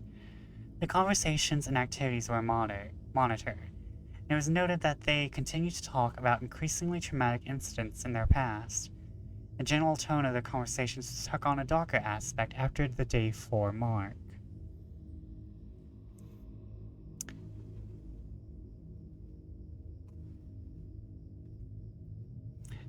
Damn it, ads.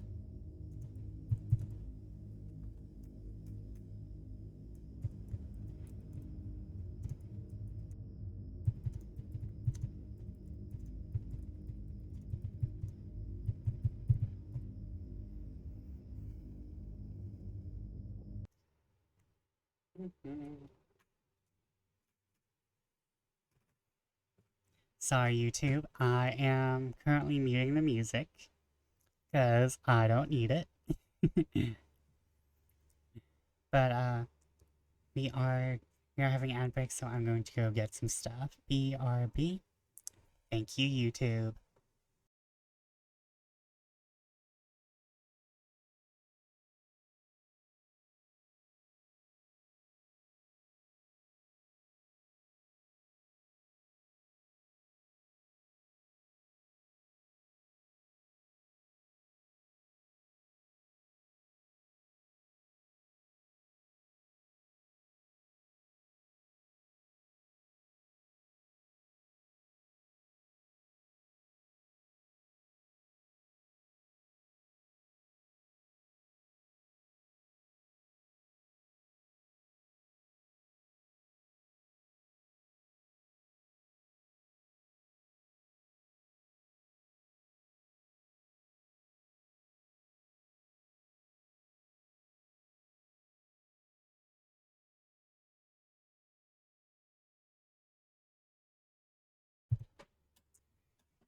Back, VOD people and YouTube video people, what is up?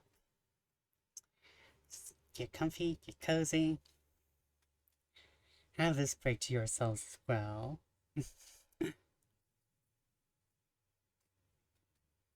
Let's see here. Who am I choosing this time to decide who I'm gonna raid?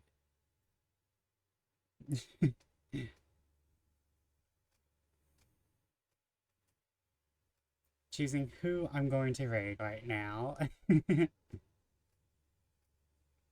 Okay.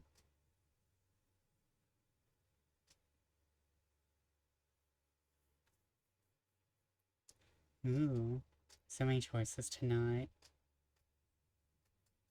Okay.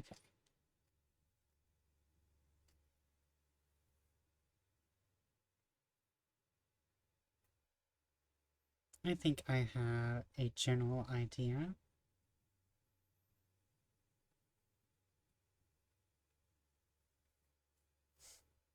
Maybe. Welcome back, everyone. Welcome back. I'm gonna give it just a few seconds. But welcome back. And Nightbot pulling weight tonight. But welcome back, and I totally forgot. I totally forgot until I began reading what the Russian sleep experiment was about, and it's very on trend for what I tend to write, and nice follow-up to what we just read. I think that's a little bit of a spoiler, but it won't mind. Let's see here. I'm going to start with the last half of the previous sentence. And the general tone of the conversation took on a dark aspect after the 4-day mark. After 5 days, they started to complain about the circumstances and events that led them to where they were, and started to demonstrate severe paranoia. They stopped talking to each other and began alternately whispering to the microphones and one-way mirrored portholes.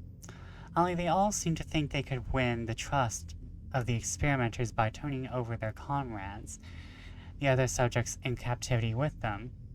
At first, the researchers suspected this was an effect of the gas itself. After 9 days, the first of them started screaming. He ran the length of the chamber repeatedly, yelling at the top of his lungs for 3 hours straight.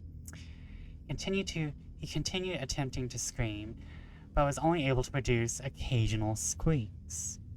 The researchers postulated that he had physically torn his vocal cords. The most surprising thing about his behavior is how the other captives reacted to it, or rather, didn't react to it. They continued whispering to the microphones until the second of the captives started to scream.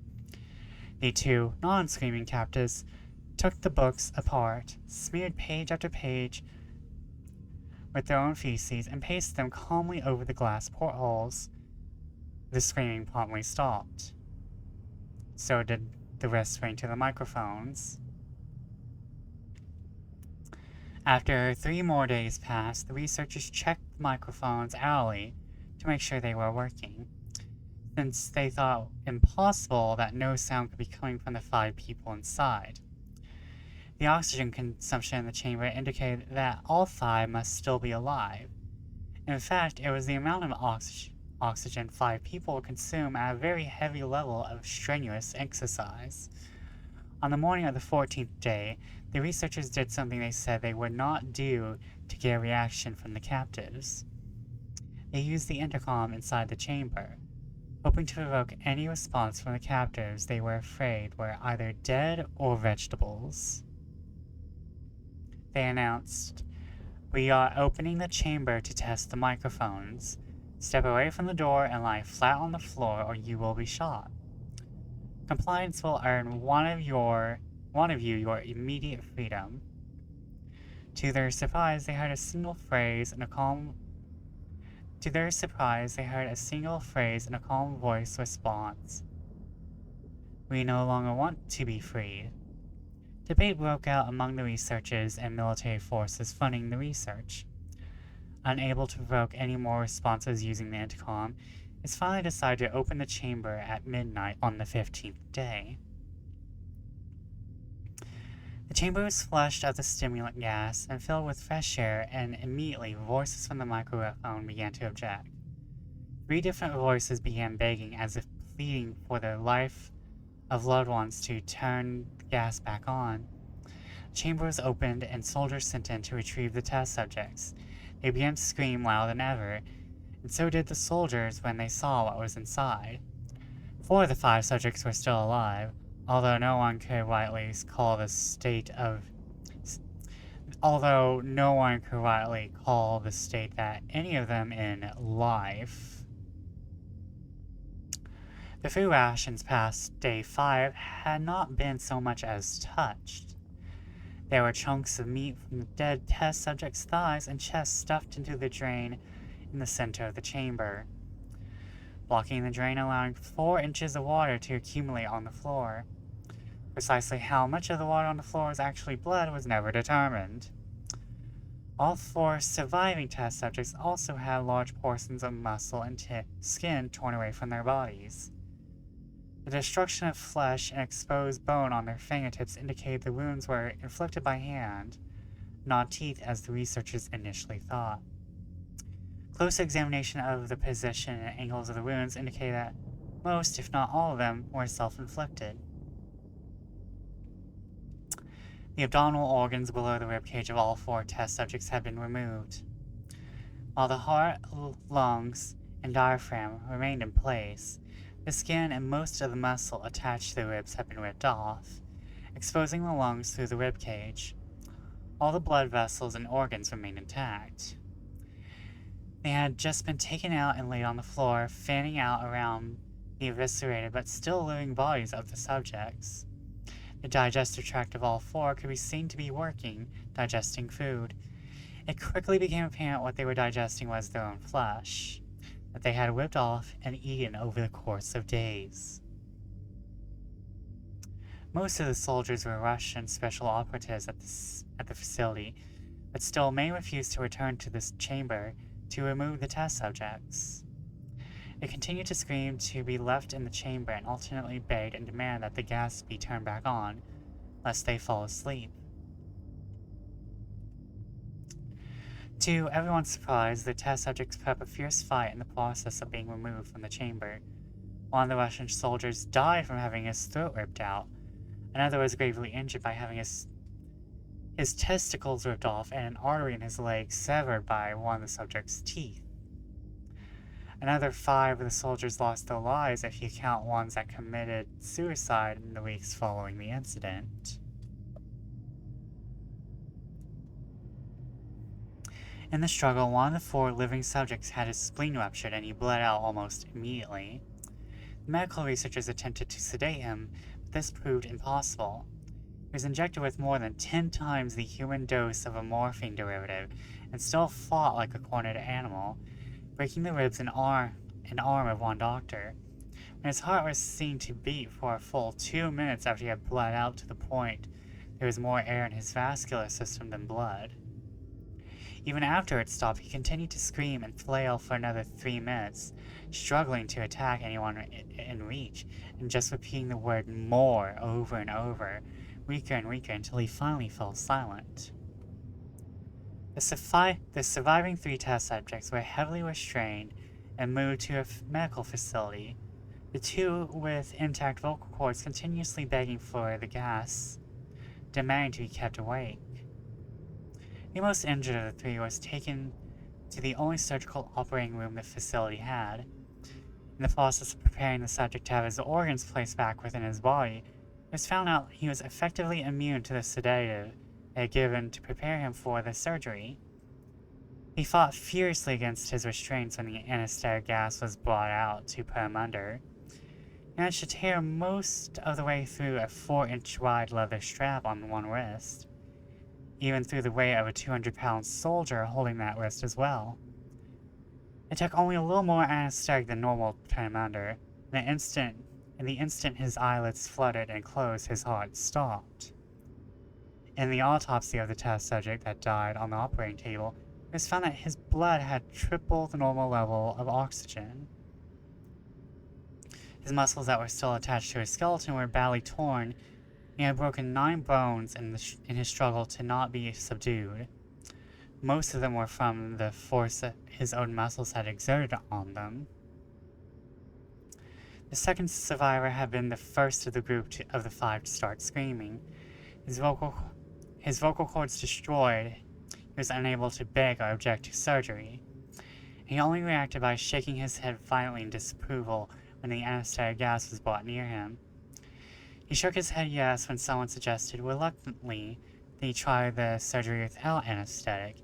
It did not react for the entire 6-hour procedure of replacing his abdominal organs, attempting to cover them with what remained of his skin. The surgeon presiding stated repeatedly that it should be medically possible for the patient to still be alive. One terrified nurse assisting the surgery stated that she had seen the patient's mouth curl into a smile several times, whenever his eyes met hers. When the surgery ended, the subject looked at the surgeon and began to wheeze loudly, attempting to talk while struggling. Assuming this must be something of drastic importance, the surgeon had a pen and pad fetched so the patient could write his message. It was simple. Keep cutting. The other two test subjects were given the same surgery, both without anesthetic as well, although they had to be injected with a paralytic for the duration of the operation. The surgeon found it impossible to perform the operation while the patients laughed continuously. Once paralyzed, the subjects could only follow the attending researchers with their eyes. The paralytic cleared the system in an abnormally short period of time, and they were soon trying to escape their bonds. The moment they could speak, they were again asking for the stimulant gas. The researchers tried asking why they had injured themselves, why they ripped open their own guts, and why they wanted to be given the gas again. Only one response was given: I must remain awake. All three subjects' restraints were reinforced, and they were placed back into the chamber awaiting determination as to what should be done with them. The researchers, facing the wrath of their military benefactors for having failed the stated goals of their project, considered euthanizing the surviving subjects. The commanding officer, an ex-KGB, instead saw potential, wanted to see what would happen if they were put back on the gas. The researchers strongly objected, but were overruled. In preparation for being sealed in the chamber again, the subjects were connected to an EEG monitor, and their restraints padded for long-term confinement. To everyone's surprise, all three stopped struggling the moment it was let slip that they were going back on the gas. It was obvious at this point that all three were putting up a great struggle to stay awake. One of the subjects that could speak was humming loudly and continuously. The mute subject was straining his legs against the leather bounds with all his might. First left, then right, then left again for something to focus on. The remaining subject was holding his head off his pillow and blinking rapidly. Having been the first to be wired for the EEG, most of the researchers were monitoring his brainwaves in surprise. They were normal for most of the time, but sometimes flatlined inexplicably. It looked as if he were repeatedly suffering brain death before returning to normal. As they focused on the paper scrolling out of the brainwave monitor, only one nurse saw his eyes slip shut at the same moment his head hit the pillow. His brainwaves immediately changed to that of deep sleep, then flatlined for the last time as his heart simultaneously stopped. The only remaining subject that could speak started screaming to be sealed in now. His brainwaves showed the same flat lines as the one who just died from falling asleep. The commander gave the order to seal the chamber with both subjects inside, as well as 3 researchers. One of the named 3 immediately drew his gun and shot the commander point blank between the eyes, then turned the gun on the mute subject and blew his brains out as well. He pointed his gun at the remaining subject, still restrained to the bed, as the remaining members of the medical research team fled the room. I won't be locked in here with these things, not with you, he screamed at the man strapped to the table. What are you? He demanded. I must know. The subject smiled. Have you forgotten so easily? The subject asked. We are you. We are the madness that lurks within you all, begging to be free at every moment in your deepest animal mind. We are what you hide from in your beds every night. We are what you debate into silence and paralysis when you go to the nocturnal haven where we cannot tread. The researcher paused, then aimed at the subject's heart and fired. The EEG flatlined as the subject weakly choked out. So, nearly free. And that was the Russian sleep experiment. That was a different one than I thought it was. I must be thinking of something else. They're the lizard brain. Yeah. I wonder if... Hold up. Because that was not the one I thought it was. It was close, though.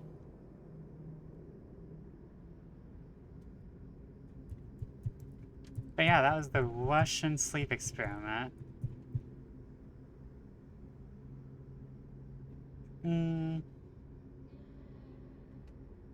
This one sounds like they have a fallout vault. Yeah.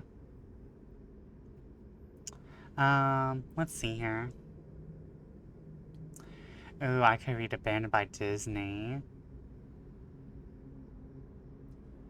I'm trying to remember the exact one. Because there's one that was similar to My Brother Died, a little.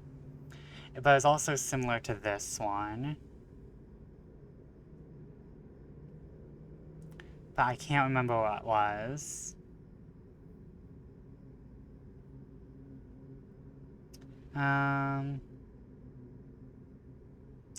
But yeah, that was the sleep experiment. That one was definitely classic creepypasta. You could tell, couldn't you?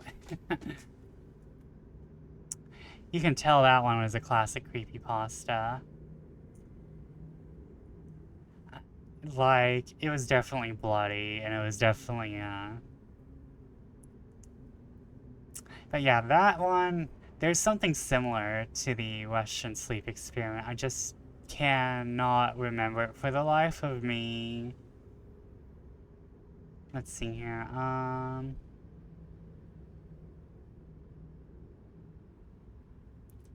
Let's see here, 1999? I don't think it's 1999. But what did everyone think? Yeah, that would definitely be like Fallout horror. Because it's definitely, I don't want, it has Russia in it, so it may be around Cold War period. It may be around Cold War period. See here. Oh, Vox and King Bow is always good. I read that, but that one has some visuals in it. I can like visualize how it'd be. Yeah, that one was not what I thought was. Let's see here. Psychosis, is that it? I don't think that's it. Wow, this creepypasta list has changed a little since I visited it. It hasn't changed that much, but it's changed enough to where I'm like, what is it that I'm looking for? Let's see here, Creepypasta. Is this it? No. Is that it? No. Okay, I might have to look it up. Oh no, wait, it might be on the Russian sleep experiment page. Hold up. But yeah, that one was decent.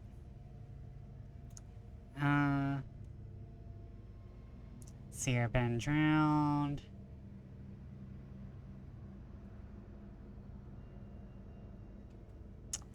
Where?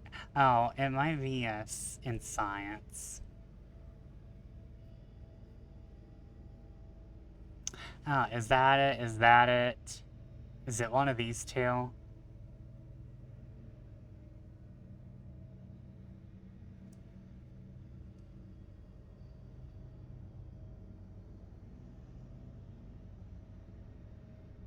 Okay, that's not it, but I'm gonna look at that later. But, let's see here. Because, like, there was one that was the perfect follow-up to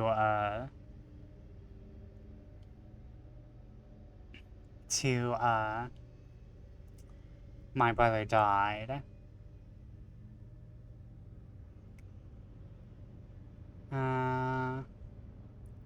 And it was old. I remember reading this back when I was in my creepypasta phase.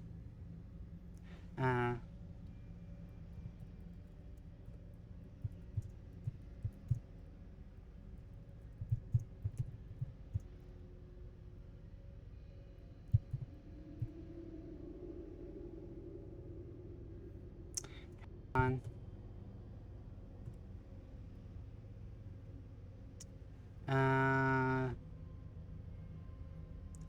Okay, 10 internet creepypastas are still seriously scary. Guess it might be in here. I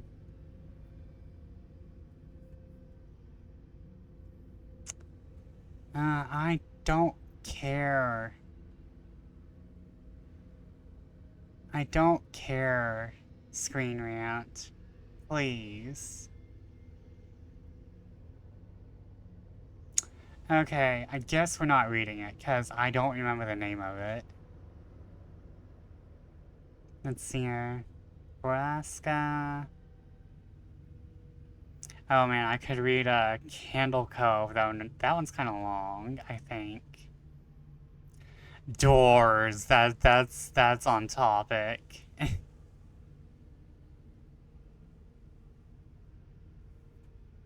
Okay, I don't remember that one, so I don't want to read stuff I have not actually read. Oh, look, Cultist Simulator, exactly. Laughing Jack, it's been a while. Little Witch and Jack-o'-lantern. Lost Shrek film. I'm going to read that later.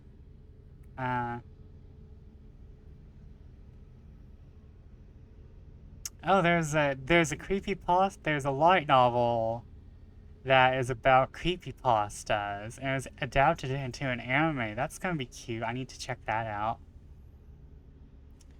Petscop. I think we might just wait. I think Abandoned by Disney has pictures with it too.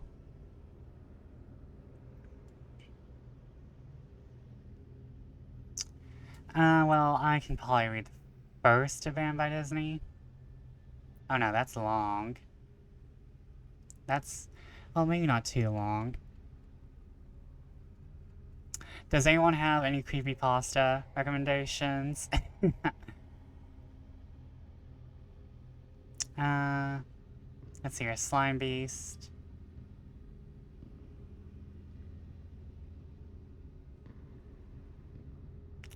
Da da da.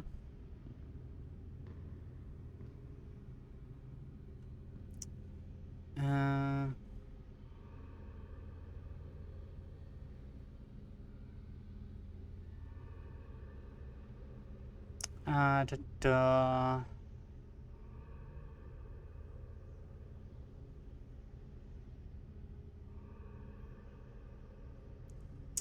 Man, I was unprepared, though. To be fair, a lot of the time was spent on our previous one. Okay. Must.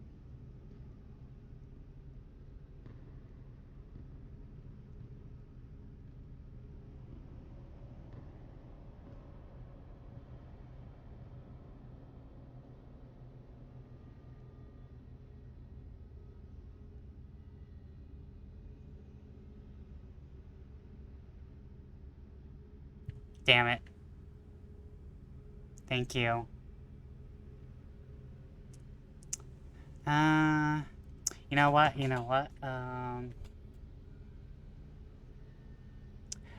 Send it to me on the Discord. You know what? Was it Ashley, Kansas?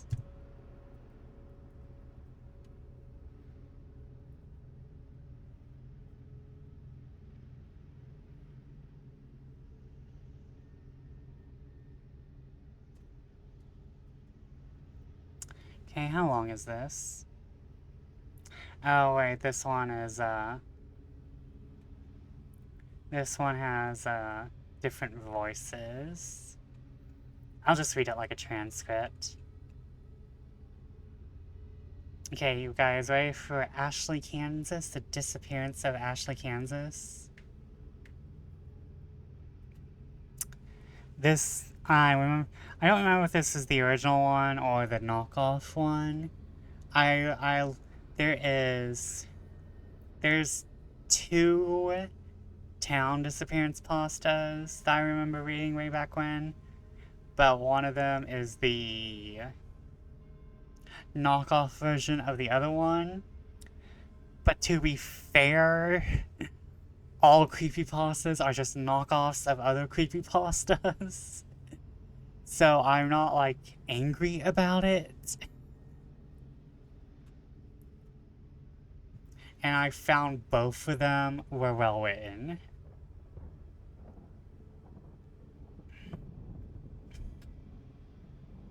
Oh, I remember. The other one was a sweeping, but I don't remember which one of them is the original. But, the Disappearance of Ashley, Kansas.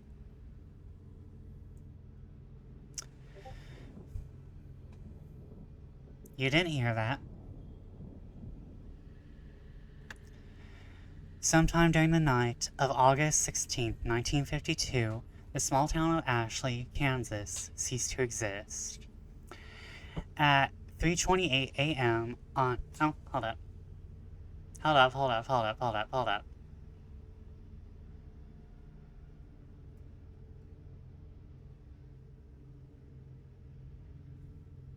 Now reading.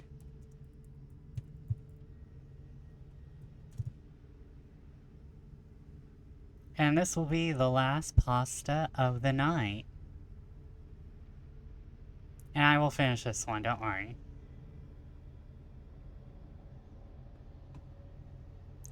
Like, we'll finish this one and then we'll call it. Because like I said, I gotta get ready for the patch. The patchy patch. Oh no, did that fuck up? Hold up. Oh, hold up. Hold up. I don't know what happened.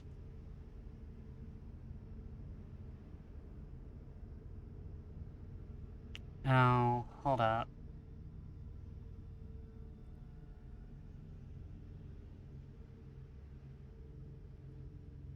I think something went wrong somewhere.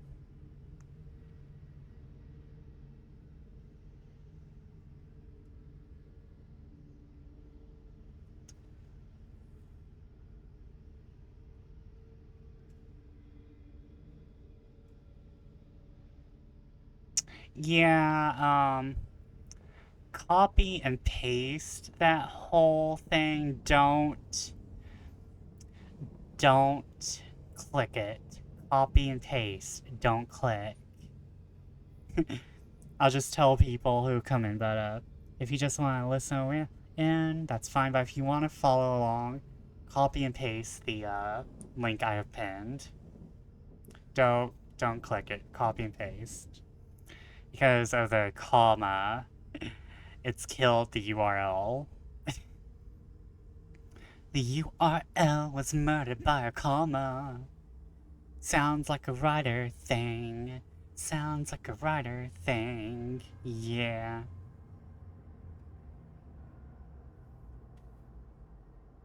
Okay. Sometime during the night of August 16th, 1952, the small town of Ashley, Kansas, ceased to exist. At 3:28 a.m. on August 17, 1952, a magnitude 7.9 earthquake was measured by the United States Geological Survey. The earthquake itself was felt throughout the state and most of the Midwest. The epicenter was determined to be directly under Ashley, Kansas.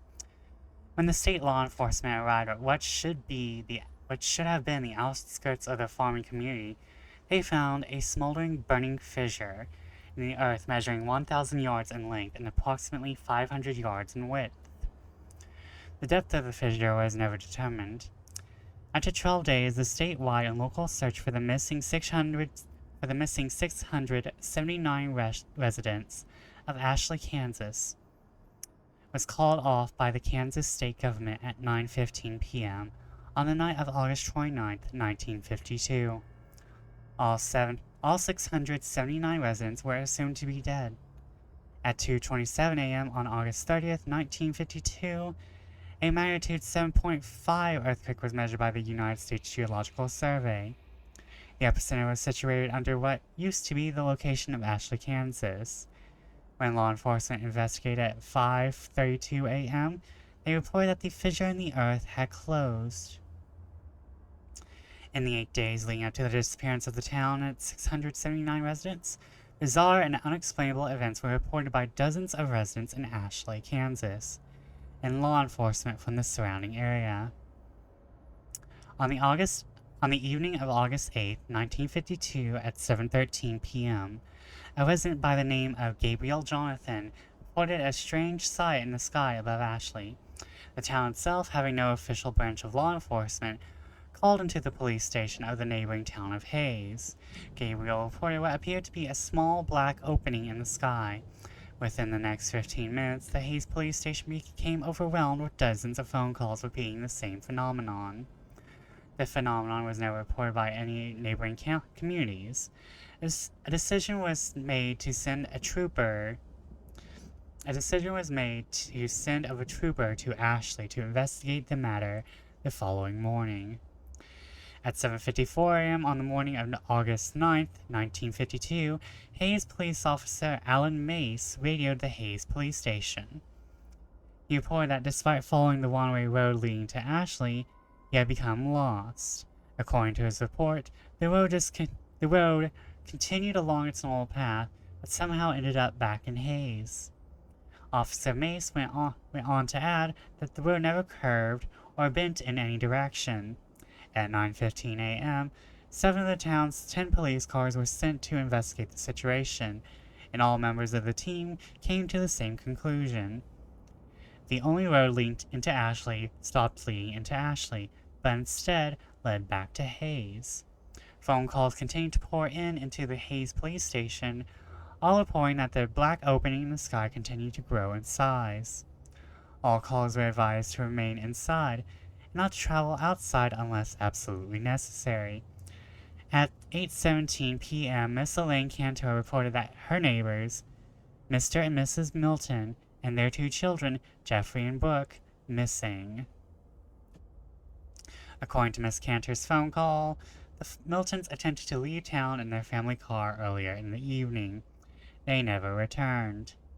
Law enforcement officials from Hayes never reported the car or the individuals coming up the one-way road. At 7:38 a.m. on the morning of August 10, 1952, phone calls from Ashley into the Hayes police station reported that the town was in total darkness. The sun had never risen. At 10:15 a.m., at the request of Hayes law enforcement, a helicopter from Topeka, Kansas, flew over the region in which Ashley, Kansas stood. The town was never observed from air. At 12:43 p.m. on the afternoon of August 11, 1952, Miss Phoebe Danielewski called into the Hayes police station. She reported that her daughter, Erica, had begun to have conversations with her father, who died 3 years prior in a drunk driving accident. To add to her concern, Miss Danielewski reported that Erica was attempting to go outside into the dark to join them. Over the course of the next 12 hours, a reported 329 phone calls were placed into the Hayes police station, all describing similar phenomenon with children of the town. The following morning of August 12, 1952, the situation became dire. During the middle of the night, all 217 children in the town of Ashley, Kansas, disappeared. A reported 421 phone calls were placed into the Hayes Police Department. Unable to be of any useful assistance, Hayes law enforcement instructed all callers to remain inside to avoid any and all attempts at finding the missing children. At 5:19 p.m. on the evening of August 13, 1952, Ashley elderly man Scott Luntz reported a growing distant fire to the south.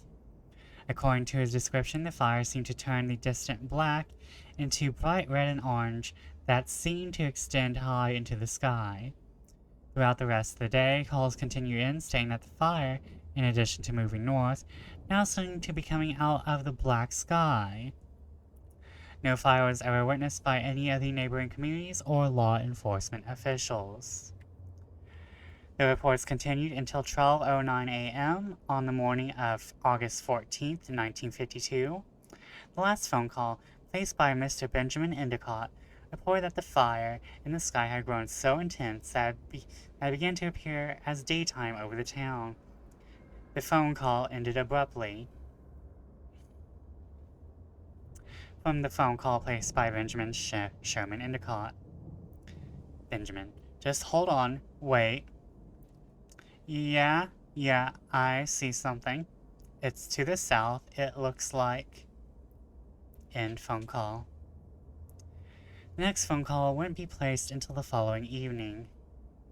The following is the entire transcript of the final phone call to be received by the Hays Police Department out of the town of Ashley, Kansas. It was placed at 9:46 on the evening of August 15th, 1952. In this recorded phone call, the officer on duty is Officer Peter Welsh. The caller has been identified as Miss April Foster. Begin phone call. Hayes Police Department. Muffled static. Hello? Yes. Hello? Hello, yes. Ma'am, who am I speaking with? My name is April Foster. Please, sir, please help me. What is happening, ma'am? Well, last night they came back. Ma'am, I'm going to need you to... Last night they came back. Ma'am, I'm going to need you to calm down and speak clearly. What happened? Who came back? Everyone.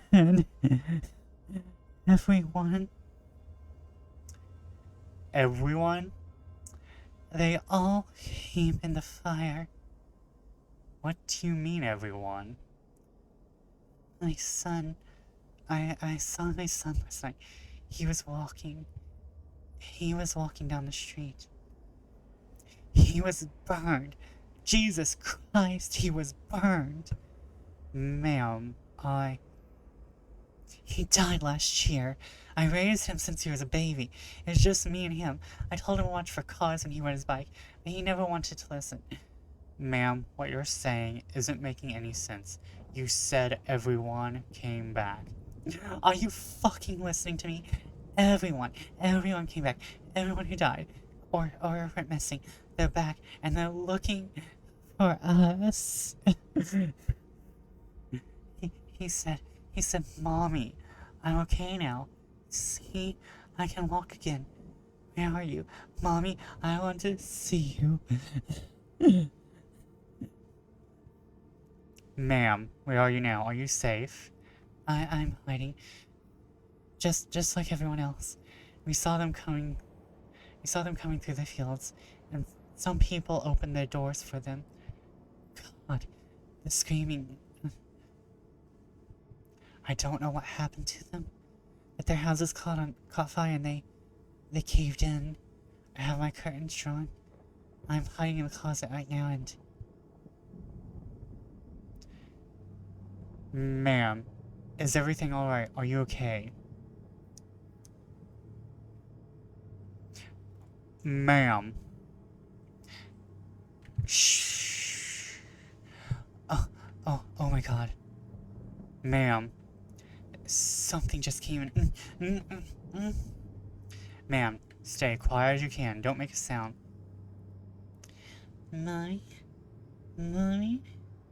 He came inside. Stay absolutely still. Don't leave.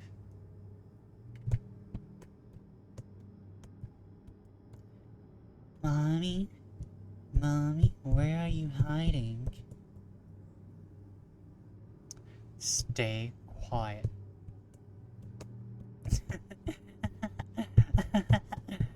I found you, Mommy. Indiscernible screaming and noise. Ma'am? End phone call. The following morning at 6:55 a.m., the law enforcement officials of Hayesville Police Department arrived at the location of Ashley, Kansas. A smoldering, burning fissure in the earth was all that remained. And that was the disappearance of Ashley, Kansas. That's the end. Now, can you see why I enjoyed this? Also, can I have praise for the voice acting? No? Okay. Okay. But I really like this story as well. I really like this story as well, because it's just a town disappearance story. And, like, we don't know what caused it. It's just a phenomenon. A black hole opened in the sky and swallowed the town. That's like small town horror right there. That's like the horror of a small town. Like, just imagine like having your whole city just disappeared. Your whole town just eaten. And then like not even like disappeared. It's eaten by a I don't want to say an entity, but like an event. And then like stuff continues to happen. Like within the sphere, the half sphere. And you cannot be found. The Tunguska event was the town that was in Russia, right? And it was just, I don't want to say it was obliterated. I don't want to say it's obliterated. It got destroyed by meteor. That's what I thought. I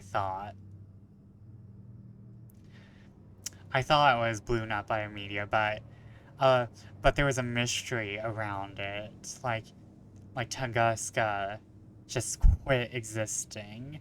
And it was like, oh, a meteor hit it.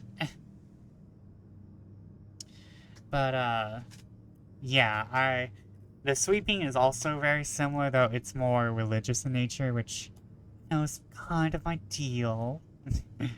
Kind of my deal. Religious horror, I don't know why I favor religious horror a lot. I think it's because Stephen King. Even though he doesn't really write religious horror, he writes religious characters in horror. But, it's very, again, I think it's, I don't want to say it's very Junji Ito. I don't want to call everything Junji Ito. But it's definitely a horror that's totally out of your control. And, like, there's nothing you can do about it. And I like that sort of thing, because why would horror be able to be defeated by humans? That's not the point. It's this personification. I mean, I get it. Like, you want to overcome your fears. But there's certain things that can't be overcome. Like, what if something beyond your control happens? What do? You just pick up the pieces afterward.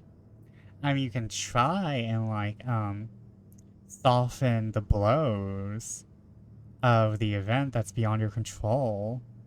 But sometimes it's just beyond your control and you just have to pick up the pieces afterward. And like I said, most horror, if not all horror, is usually a metaphor for something else. Even if it's not a subtle metaphor. Smile is not subtle.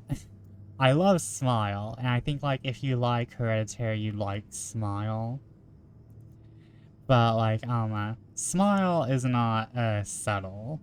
There's not, like, it's trauma. Smile's about trauma and depression and what those things will do to you.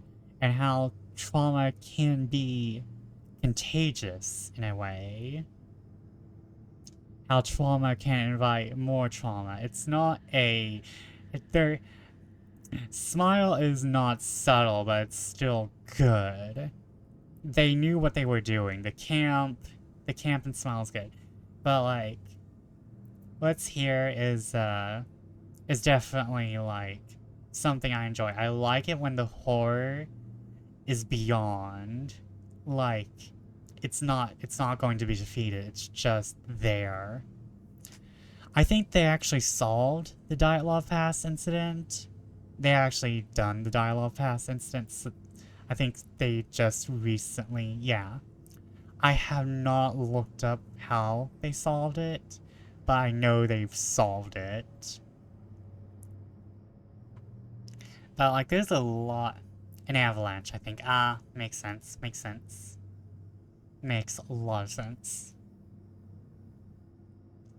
But yeah. I like it when the horror is just, it exists, and if it screws with you. Like I said, that's why I like Junji Ito, is that he has very, I think someone said that he had very passive protagonists. And his protagonists are just kind of there when stuff happens.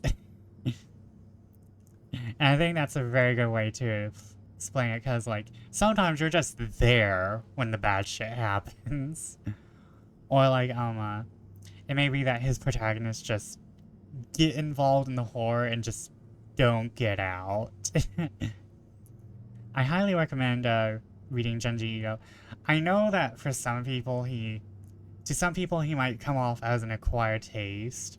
Again, like, I understand because of I feel like he and Stephen King are like in a very similar category, where if you want the horror to always be overthrown, or if you want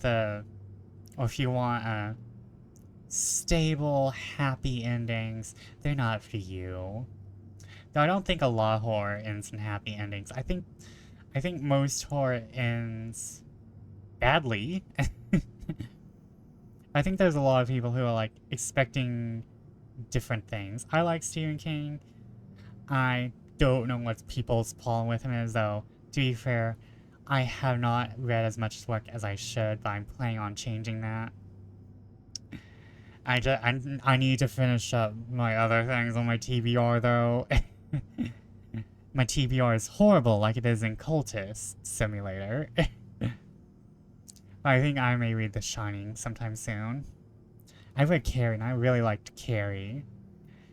I wish he did more epistolic stuff. His epistolic stuff is good, in my opinion. Oh wait, I need to turn off the atmosphere. The atmosphere be atmospheric. But I don't need it right now. The atmosphere be atmospherin'. But let's turn up my regular music. I need to read The Girl Who Loved Tom Gordon. The girl who loved Tom Gordon and the dude from Hatchet need to get together. I like to see that, but... Okay, I said I was gonna have someone...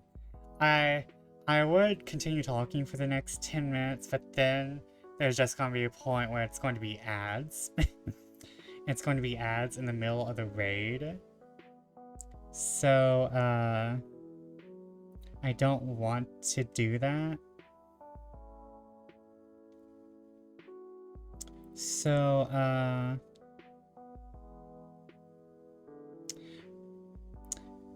let's raid Kiro again and continue the story of,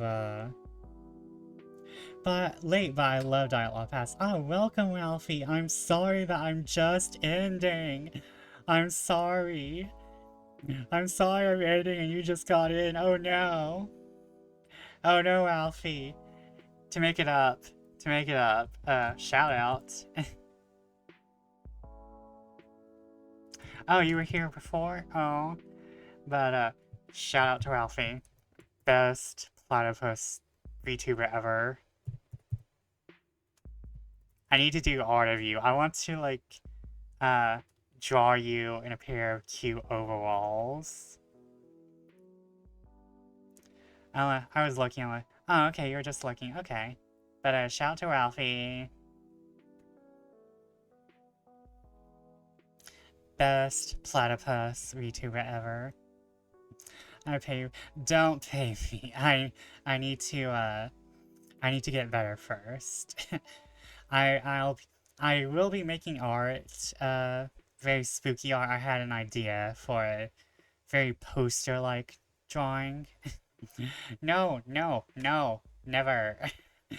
Let me actually draw it first, and then give it to you, and then you can see if you want to pay me for it. I may be drawing sometime soonish. I want to get back into drawing. Oh no, you. Oh yeah, definitely. I'm definitely going to make some spook art, but I want to make some normal art of all my friends as well. And I need to draw you with Cheeves and with Possum. The the the the gremlin trio, the gremlin animal trio. Yeah, you, Possum, and Cheeves. I mean, you, Possum, and Chin. I keep saying Chin and Cheeves. Chineebs. Chineebs. They're one person now. They did a fusion dance. But I will draw some art for you because I just think you'd look cute in some overalls. Like very 70s art, I'm thinking. Like like I remember seeing something you reposted with poses in magazines. Yes, I think you look cute in overalls. But who Oh no, I'm dying. I become the Oshkosh Bagosh kid. Yeah, I haven't been in Oshkosh Bagosh though. I don't have children. There's an Oshkosh like an hour away from the observatory. Oh yeah, I was going to raid Kiro because I want to continue the story of Layers of Fear. If anyone wants to continue watching his Layers of Fear. Oh yeah, there's still a thing. There's still a thing, I think. I'm not 100% sure, but I know there's one in my mall. Or, well, one of my malls. The Farther Away Mall. But I like going to the Farther Away Mall because there's a... Because there's a, Bower Tea in the Farther Away Mall, so I'm like, we're going to the Farther Mall, right? The one with the Bower Tea and the box lunch and the Hot Topic. I do like the Closer Mall, mostly because it's closer, and there's still some stuff there, but I prefer the Farther Away Mall most of all. Like, I don't drive anyway. I don't know how to drive, so I'm always going with friends, and I'm always like, the Farther Away Mall, please. Oh yeah, it's totally worth it. We only have like 3 places that serve boba tea, and they're all an hour away from me. If I get super rich, like if I get rich enough to like buy land and then build businesses upon that land, I'm like changing the town around me. I am making like a cat cafe, a boba tea place, a game store. I'm totally.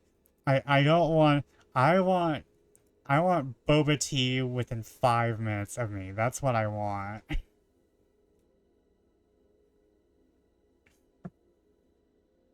Yeah, and like if I get the money, I'm using it. What's with these rich people not using the money? Isn't that the point of money, to use it? Like why not why not build a town that's going to like love you for building it, you know? Missed opportunity. Right. Right. Yeah, I like one of the things I always keep coming back to is wanting businesses near me. Pull a Dolly Parton, yeah. Why not be like the Queen? Why not be like Queen Dolly? But yeah, like if I had money, I would make a town. But, we're going to raid Kiro again. Because I'm afraid of raiding Kanan. Because Kanan is fun and fine, but he is very not safe for work. And also, I'm not sure what Limerick Cadence Mansion is, and I'm afraid to find out. But I know what Layers of Fear is. I need to raid more people, but I'm fine with hero style again. Plus, not to mention everyone else I'm afraid of, like, raiding right now because I don't.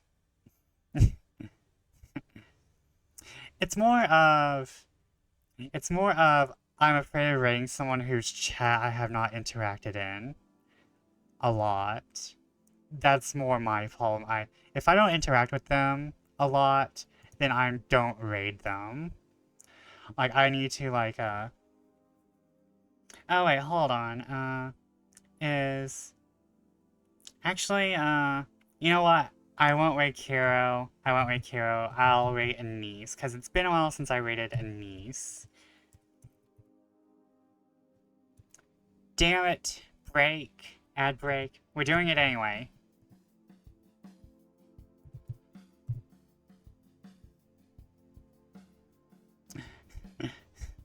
We're doing it anyway. I know!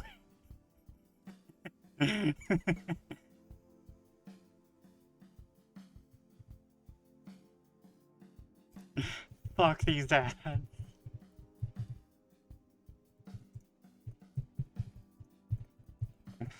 We're going straight to another stream.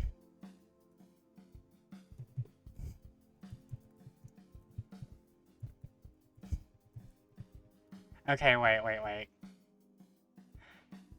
Okay.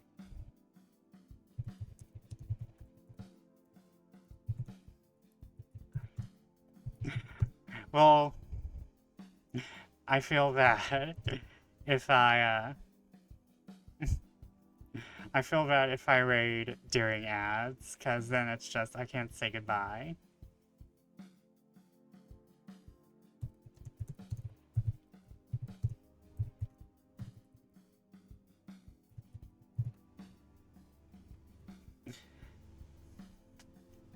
I feel bad if I can't say goodbye. I feel bad if I can't say goodbye. Damn these ads. Damn these ads. Da da da. Let's see here. Let me make sure. Bat raid. Yeah, bat raid. Okay. We're back? We're back? We're back? Okay, that's weird. I'm not sure if I canceled ads or something. I'm getting a Prime ad. Of course. Okay, well, since we have a raid message, we will do, let's see here. We will do...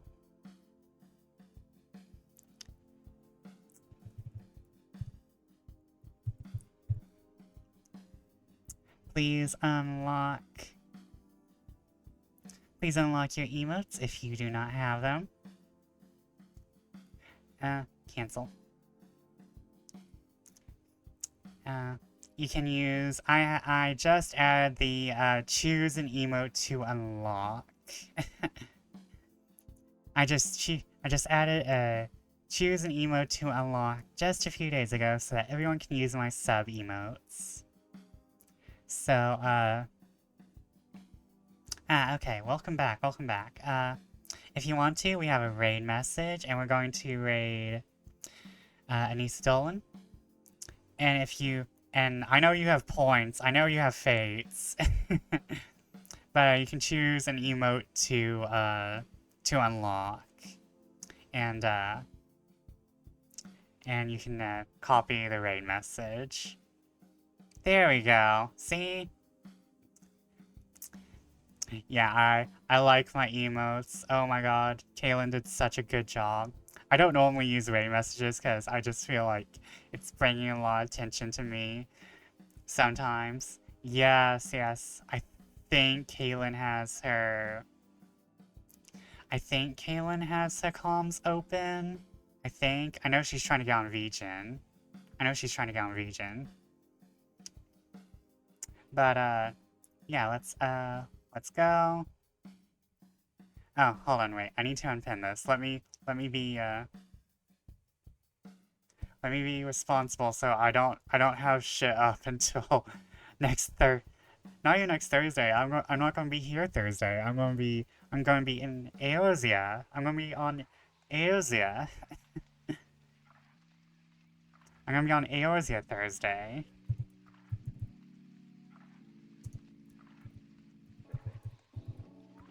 Please. Okay, it's all O's. But yeah, she did amazing, and probably gonna get my future emotes from her. But yeah, go ahead and use Bat Raid with any preferred emote. And we will be, I love quickly clean MMORPG with free trial, etc, etc. Now with Stormblood starting next week. Tomorrow I have, Jackbox and other party games with friends, because that's what we do when, the, server goes down. Besides, you know, stare longingly at our computers wishing it'd be over.